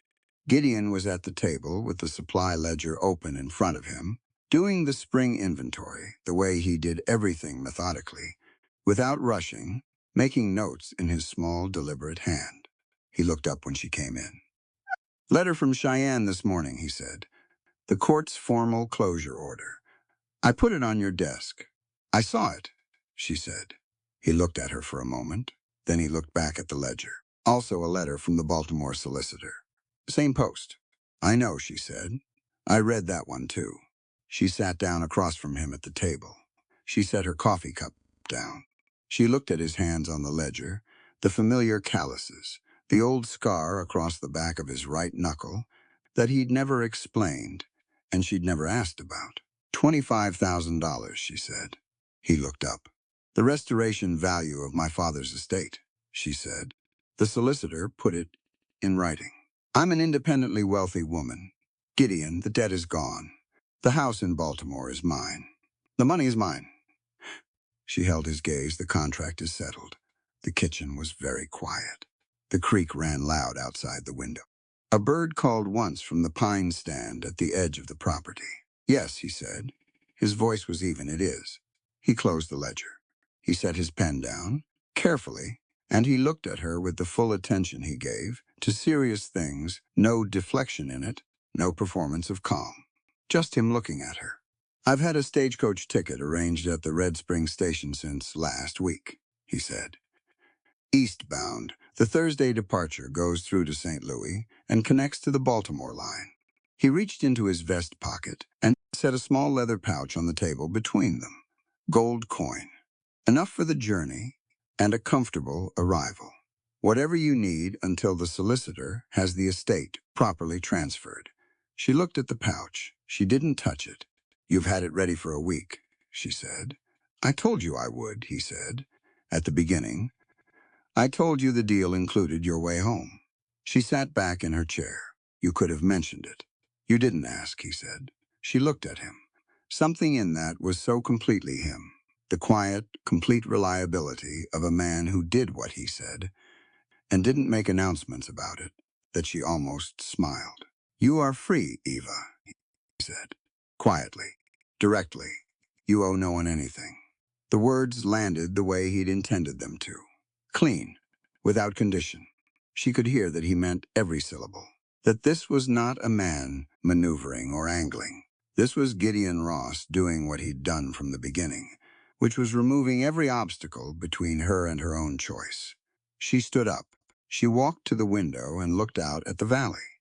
The snow was retreating up the mountain faces. The lower meadows were showing patches of brown and green, the first color coming back into the landscape after months of white. Somewhere out in the north pasture, the cattle would be moving differently today, feeling the season change in whatever way cattle feel such things. 8 days ago, she would have said she knew exactly what she wanted. She'd kept the structure of it clear in her mind all winter, the timeline, the terms, the clean exit, Baltimore. The house, the life she'd return to, and rebuild on her own terms, with money and legal knowledge and the particular confidence that came from having survived something genuinely hard. She knew what was in Baltimore. She'd grown up in it. Society and culture, and all the right drawing rooms, and men who gave speeches about the elevation of womanhood at charity dinners, and then went home and made decisions without their wives' knowledge. Libraries, yes. Civilization, yes. And a world that would look at Evangeline Montgomery and see a woman who needed to be placed somewhere appropriate. She knew what was here.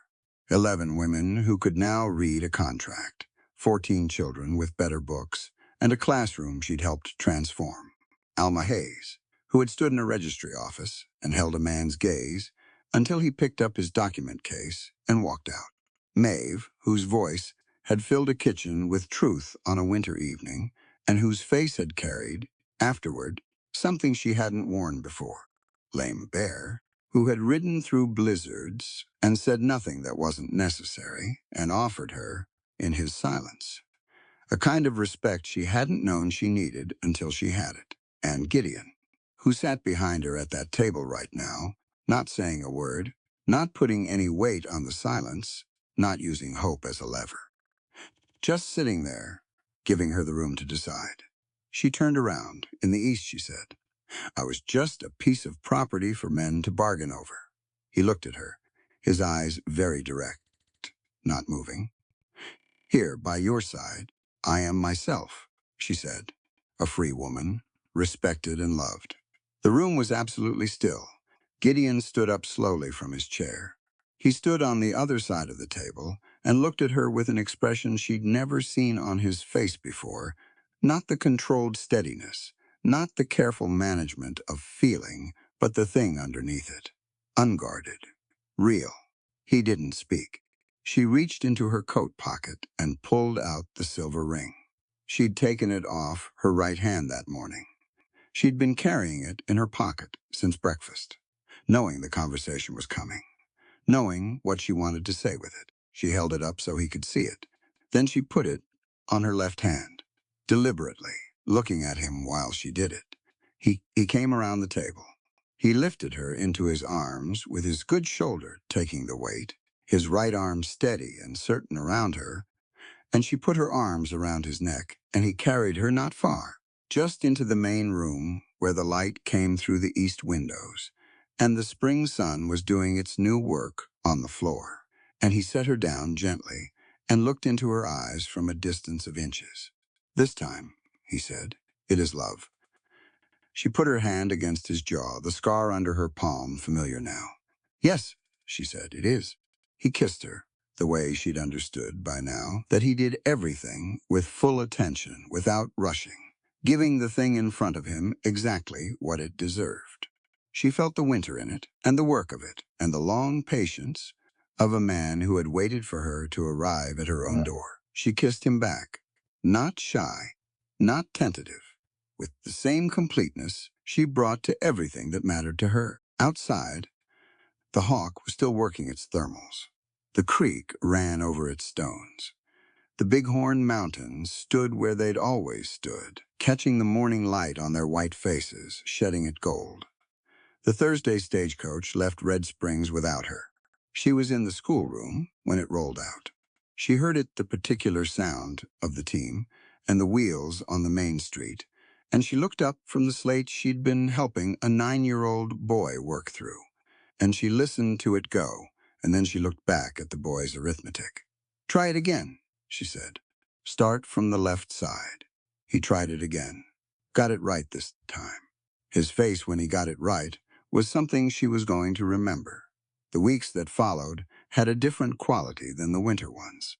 The valley was opening up, literally, the trails becoming passable again, the distances between things shrinking back to their summer scale. People were moving more, visiting more, the social life of the territory coming back to life after the long frozen months.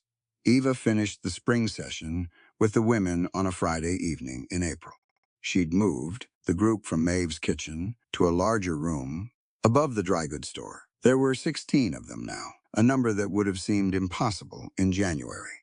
They'd worked through contract law, property rights, the basics of filing a legal complaint, and in the last 3 sessions, they'd moved into something harder to categorize what you were allowed to want and why the wanting was legitimate, and how to say so in rooms full of people who'd rather you didn't. Maeve had become something close to a co-teacher by then. Her instinct for where people were, what they could hear, and what they weren't ready for yet, was better than Eva's, honed by 30 years of navigating a world that had not been kind to her. You're leaving me to run this alone eventually, Maeve said, after the last session, when everyone else had gone and they were stacking chairs. I'm not leaving, Eva said. Maeve looked at her. Not leaving Red Springs, Eva clarified. Not leaving the valley. She set a chair on the stack. But yes, I need you to be able to run this yourself, because I won't be able to come every week.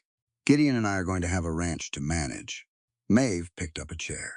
She didn't say anything for a moment. Then she said, your father would have approved of all of this. Eva's hands paused on the chair she was holding. The rancher, Maeve said. The school, the whole business. She stacked her chair. He'd have approved. I think so, Eva said. She meant it. She'd been thinking the same thing for weeks. In the quiet way you think about people who are gone, not with the sharp grief of early loss, but with something that had turned into a kind of conversation. She told him things, in her head, what she'd done that day, what she was building. She thought he'd have liked Gideon. She thought he'd have liked the law books in the study, and the way Lame Bear moved through the world, and the sound of children reading in the schoolroom she was helping build. She thought he'd have loved that she was happy, genuinely, specifically, on her own terms, happy. They walked out into the spring evening together, the air warm enough now that you didn't brace against it when you opened a door. The main street of Red Springs, quiet and lit with window light, familiar to Eva now in a way it hadn't been in January. Her horse was tied outside. She untied him and swung up cleanly. No hesitation, the movement completely natural now. Maeve watched her do it with an expression that was almost proud. Go home, Maeve said. Eva went home. The ride out to the ranch in the spring evening was something she'd started to love with a specificity she hadn't anticipated. The smell of the valley in April, the mountains changing their colors as the snow retreated, the rock faces showing through in rust and ochre and gray, the particular silence of open country at dusk, not absence of sound, but the presence of sounds that had nothing to do with human activity. Wind, birds, the creek. Gideon was at the fence line when she came across the yard, working with Lambert on the east section that had been cut back in January, replacing posts. Physical, quiet work, the two of them moving in the easy coordination of men who'd worked alongside each other for years. He looked up when she rode in. She didn't stop and get into a conversation. She took her horse to the barn, unsaddled him, brushed him down, gave him his grain. She'd learned to do all of it properly now, not quickly but correctly. She did it with the attention it deserved.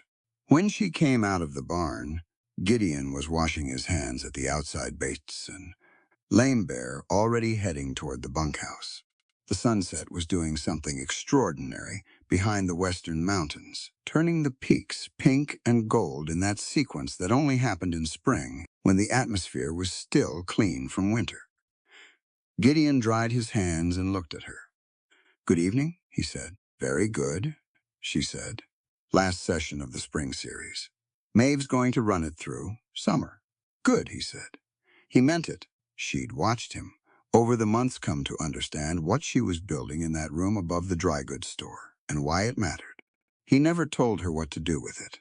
He supported it the way he supported everything she did, by making room for it, by being genuinely interested, by asking questions that were worth answering. They walked inside together. She put her coat on the peg by the door. He went to check the stove. She set her journal on the desk in the study and looked for a moment at the east shelf rebuilt now. After the fire, the wood newer and lighter than the rest. The hidden compartment was gone. They'd decided together not to rebuild it. No more hidden things. She looked at the two photographs on the mantelpiece. His parents. And now, beside them, she'd placed it there in March. And Gideon had looked at it for a long time, without speaking her father's photograph. Small leather frame, worn at the edges, the military uniform. The not quite suppressed smile. "Good girl, you're figuring it out. Dinner in 20 minutes, Gideon called from the kitchen. "I'll set the table," she called back. They ate together in the quiet of the spring evening, and after dinner, she read in the study, while he went through the month's accounts, and later they sat on the porch in the dark, because the night was finally warm enough for that, and the stars were doing what Wyoming stars always did. She leaned against him, his arm around her, the porch boards under their feet, and the creek running, and the mountains invisible in the dark, but present, the way certain things are present even when you can't see them.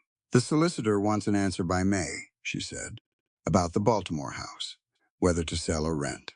"What do you want to do?" he said. "Sell," she said. "I don't need a house in Baltimore. I need a schoolhouse in Red Springs." He was quiet for a moment. "That's a real building. Stone, ideally. Space enough for 30 children, I know," she said. "That's what I told the solicitor." He laughed. She felt it more than heard it, a quiet, genuine laugh. The kind that comes from actual pleasure.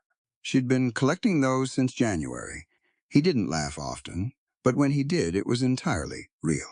"A schoolhouse," he said, "with a library attached," she said, "and enough room that Maeve can run her women's sessions there instead of above the dry goods store." She paused. "And I want Native children to attend alongside the settler children, not separate. The same classroom, the same books."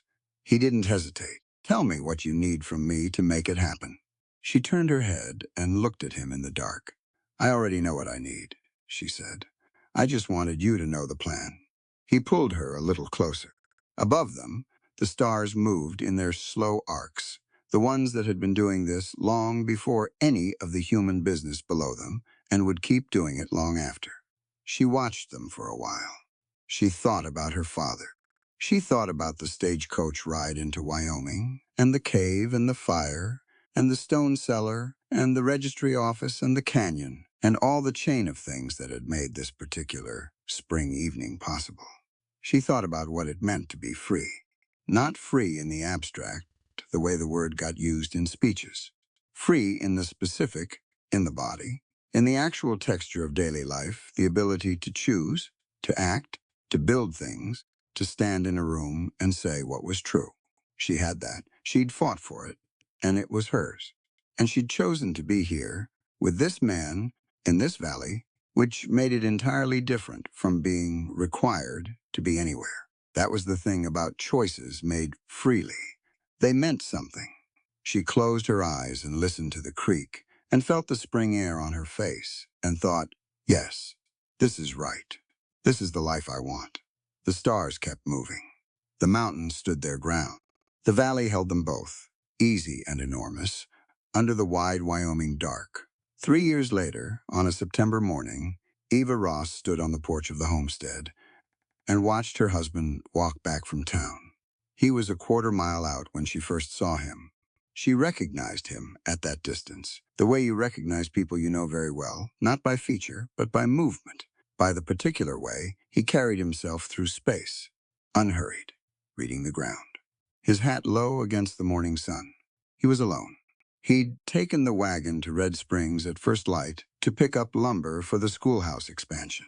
The lumber wasn't with him, which meant he'd left it in town for the Halverson boys to bring out later, which meant something in town had needed his attention, and he'd stayed to give it. She watched him come up the trail.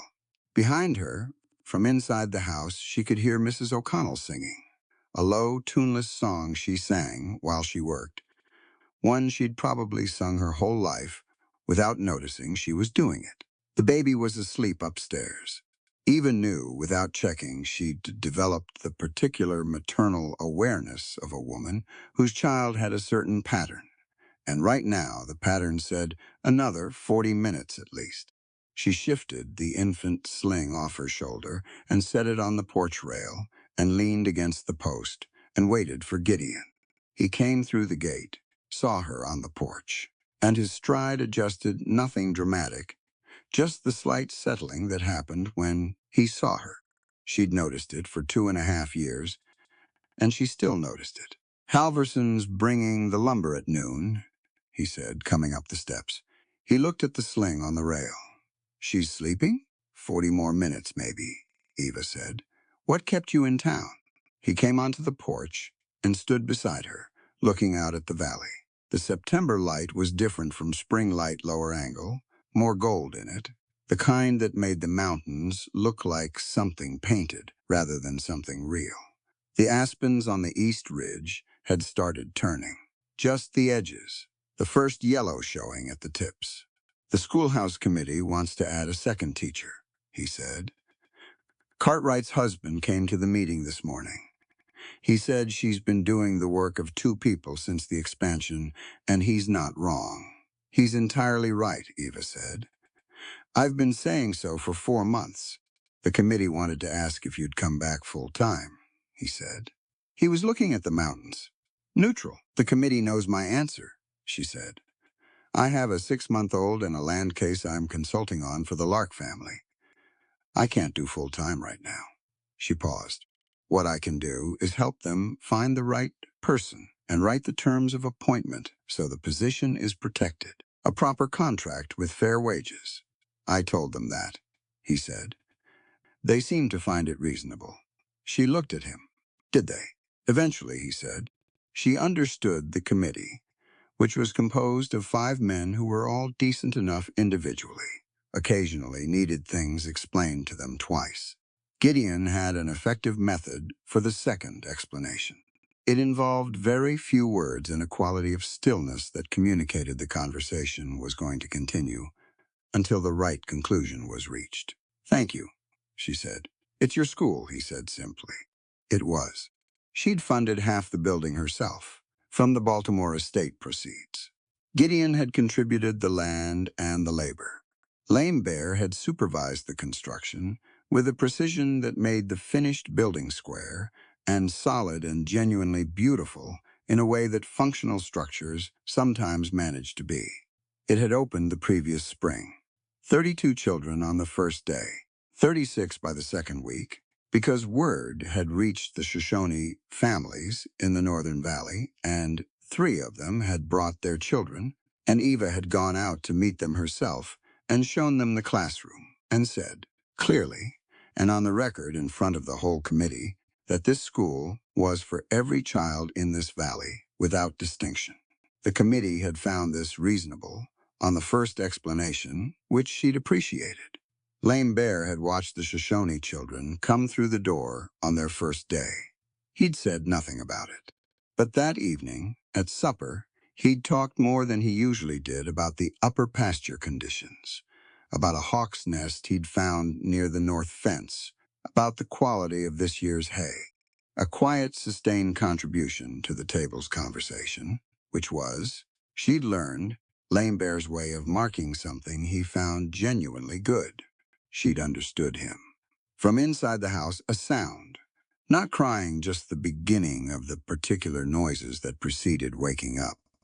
Little sounds, exploratory, working toward the world. Gideon turned toward the door. "I've got her," Eva said. She pushed off the post.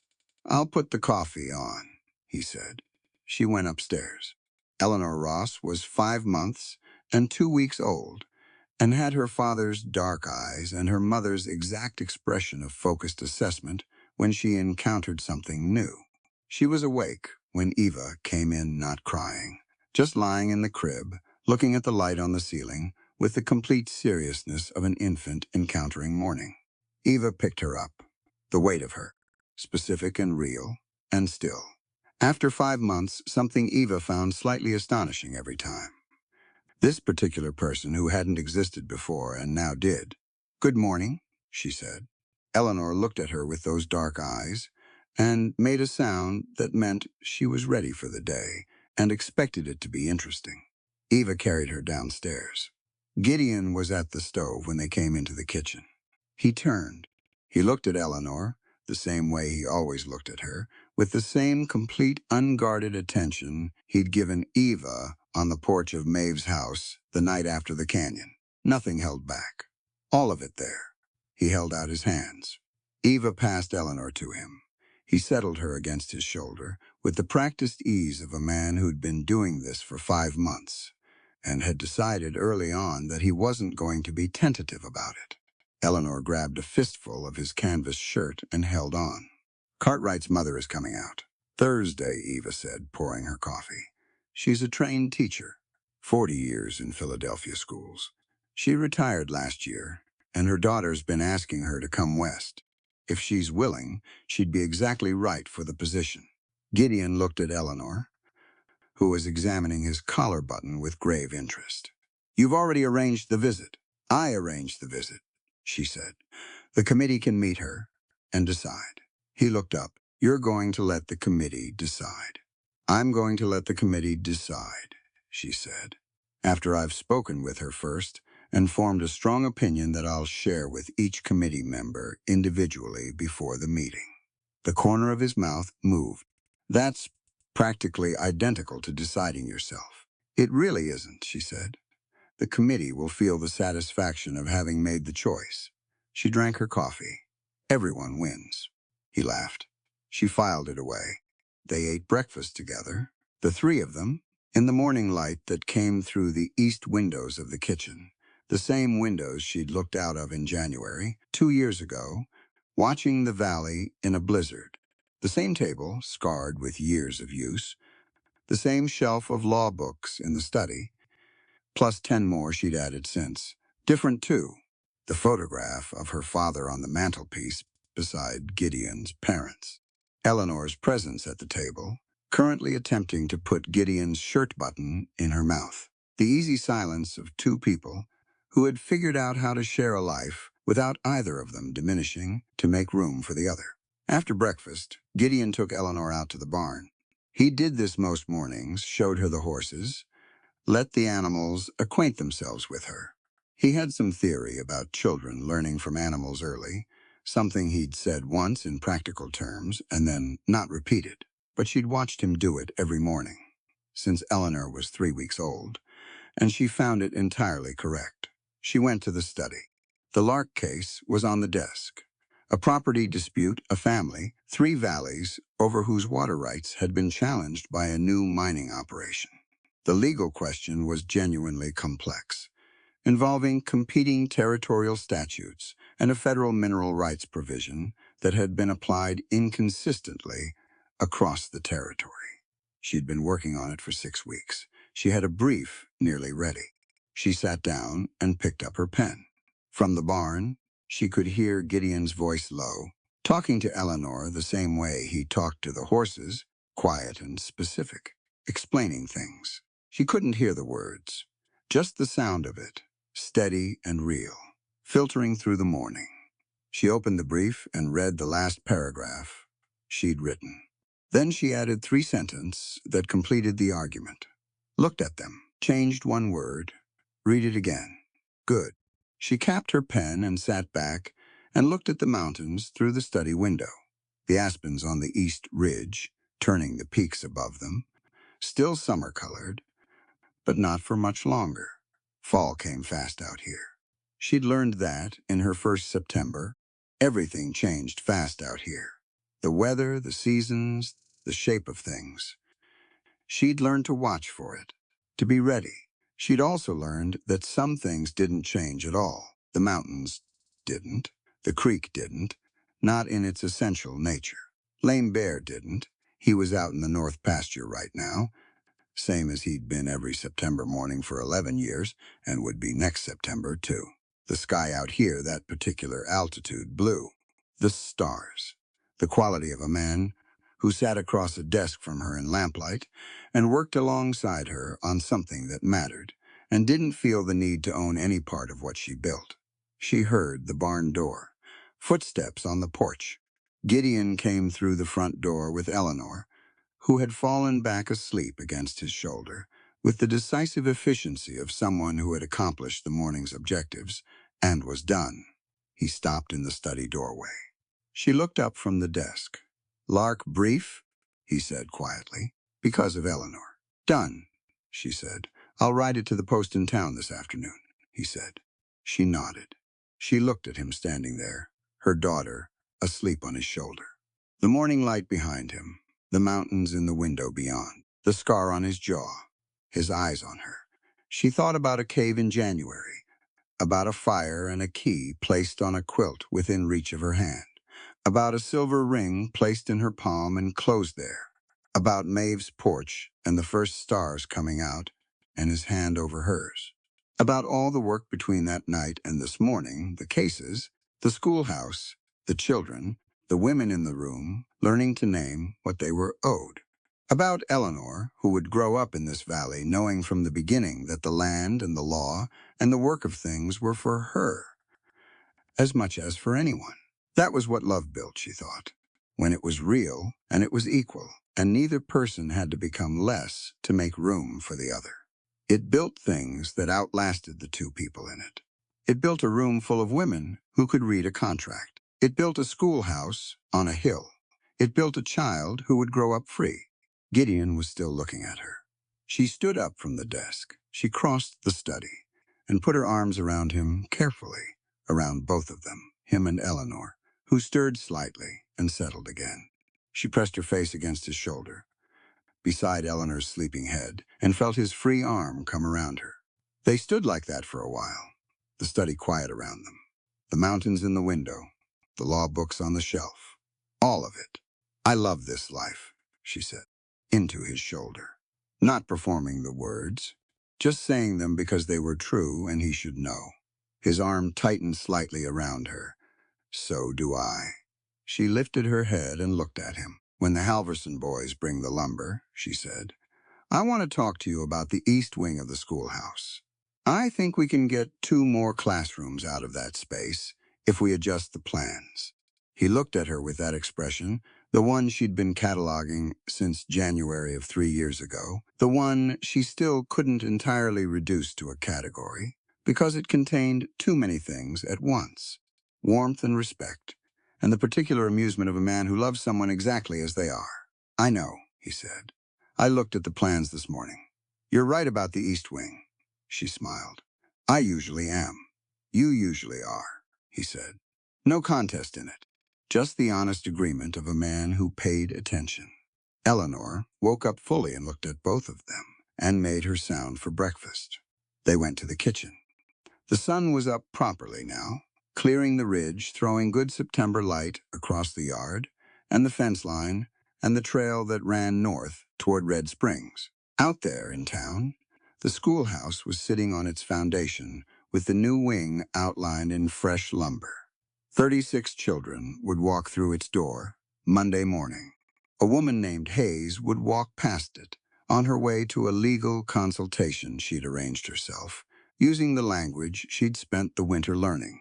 Maeve O'Connell would unlock the room above it on Thursday evening, and 16 women would come in out of the dark and sit down and learn something that would change the shape of what was possible for them. The ranch ran. The valley turned toward fall. The law brief sat sealed and ready to ride to the post. That evening, after Eleanor was asleep and the house was quiet and the dishes were done, Eva and Gideon went out to the porch. The fall air was cool and clear. The mountains caught the last of the sunset on their high faces and held it for a while, the way mountains do longer than the valley, longer than the sky, the very last things to give the light back. She stood beside him at the porch rail. The bighorn peaks, patient, enormous. She'd watched them every season now, and they were different every time. And they were always exactly the same. Lame Bear's going to the winter lodge in 6 weeks, Gideon said. I know, she said.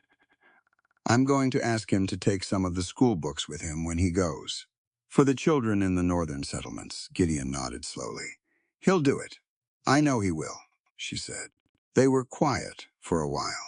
The first stars came up the same ones, always the same ones, wheeling through the same arcs they'd wheeled through 10,000 years ago over this valley, and 10,000 years before that. She reached out and found his hand on the rail, held it. He turned his palm up and held hers back. 3 years ago, she said, I was on a stagecoach into Wyoming, thinking I was riding into the worst thing that had ever happened to me. He said nothing. He was listening. I was wrong, she said. He looked at her. In the starlight, she could see his face clearly. The steadiness that was just him, the way he'd always been. And inside it, because she knew how to look now, everything else. I told you something once, he said. The first night, you told me 2 things, she said. One of them was that tonight was duty, and the other, he said. She looked up at the stars. Then she looked back at him. Next time it will be love, she said. He lifted her hand and pressed it once, briefly to his lips. An old gesture, courtly and completely sincere, without any self-consciousness about it. Gideon Ross doing what he always did, meaning exactly what he showed. This time, he said, it is love. She leaned against him. The mountains gave back the last of the light. The valley went dark, and then the stars filled it, all the way to the edges. The full Wyoming sky doing what it did, and would keep doing, covering everything. The ranch, and the schoolhouse, and the sleeping child, and the 2 people on the porch, and the whole wide sweep of this country, with more stars than you could count in a lifetime. She didn't try to count them. She just stood there, in the dark, in the good air, with her hand in his, and let it be what it was. Enough, and more than that. Exactly what she'd chosen epilogue. The schoolhouse on the north edge of Red Springs had a hand-carved sign above the door. Gideon had made it himself, over a week of winter evenings, from a piece of yellow pine. The lettering was careful and plain. Montgomery Ross School open to all. On a Tuesday morning in October, 3 years after the sign went up, 38 children filed through the door. Settler children and Shoshone children, and the 3 children of a recently arrived Chinese mining family who had come to the valley in the spring. Miss Cartwright's mother held the door and knew each name. In the east wing, which had opened that fall, Eva's casework filled 2 shelves. The Lark brief had 1. 2 more families had come to her since.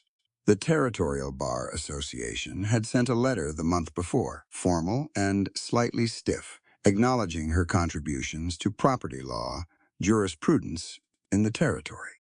She'd put the letter in the file and gone back to the brief she was writing. Lame Bear was in the north pasture, same as always. Maeve O'Connell walked past the schoolhouse, on her way to the land registry, where she was filing a document in her own name, on her own behalf, for a parcel of property she'd purchased with wages she'd earned and saved over 3 years. She stopped at the schoolhouse window and looked in at the children inside, at the rows of heads, bent over slates, at the morning light in the room. And then she walked on at the homestead. Eva came onto the porch with Eleanor on her hip. Eleanor was 2.5 and had opinions about everything, and communicated them at length. She was currently explaining something about the horses in the yard, pointing with great urgency at the barn. "I see them," Eva said. Eleanor gave her a look that suggested she doubted this. Dean came around the corner of the barn and looked up at the porch. He saw them. Eleanor saw him see them and decided this was the most important development of the morning, and said so loudly. He walked across the yard. Eva watched him come. The September light on the valley, the mountains behind him, the aspen gold on the east ridge, the white peaks above it, the blue sky above that, all of it. He came up the porch steps and took Eleanor from her arm and held his daughter. Up in the air she screamed with delight, and then settled her against his shoulder and looked at Eva. "Letter from the solicitor," he said. He produced it from his coat pocket. "Good news or bad news?" she said. "Read it," he said. She took it and read it. It was good news. The final resolution of the Lark water rights case, with a ruling that established precedent for every similar case in the territory going forward. The solicitor had attached a note calling it a landmark decision and crediting her brief as the decisive instrument. She folded the letter. She looked at the mountains. "We should celebrate," she said. "What did you have in mind?" he said. She looked at Eleanor, who was contentedly examining the button on Gideon's collar again. Same button, same gravity, same complete seriousness about it. She looked at Gideon. "Dinner," she said. "All of us. Maeve, Lame Bear, the Halverson boys, whoever else wants to come. We'll put the long table outside if the weather holds." She looked at the sky. "Brilliant, clean, entirely cooperative. The weather will hold." He smiled. The real one. She'd been collecting them for 3 years, and she still collected each one. "I'll tell Lame Bear," he said.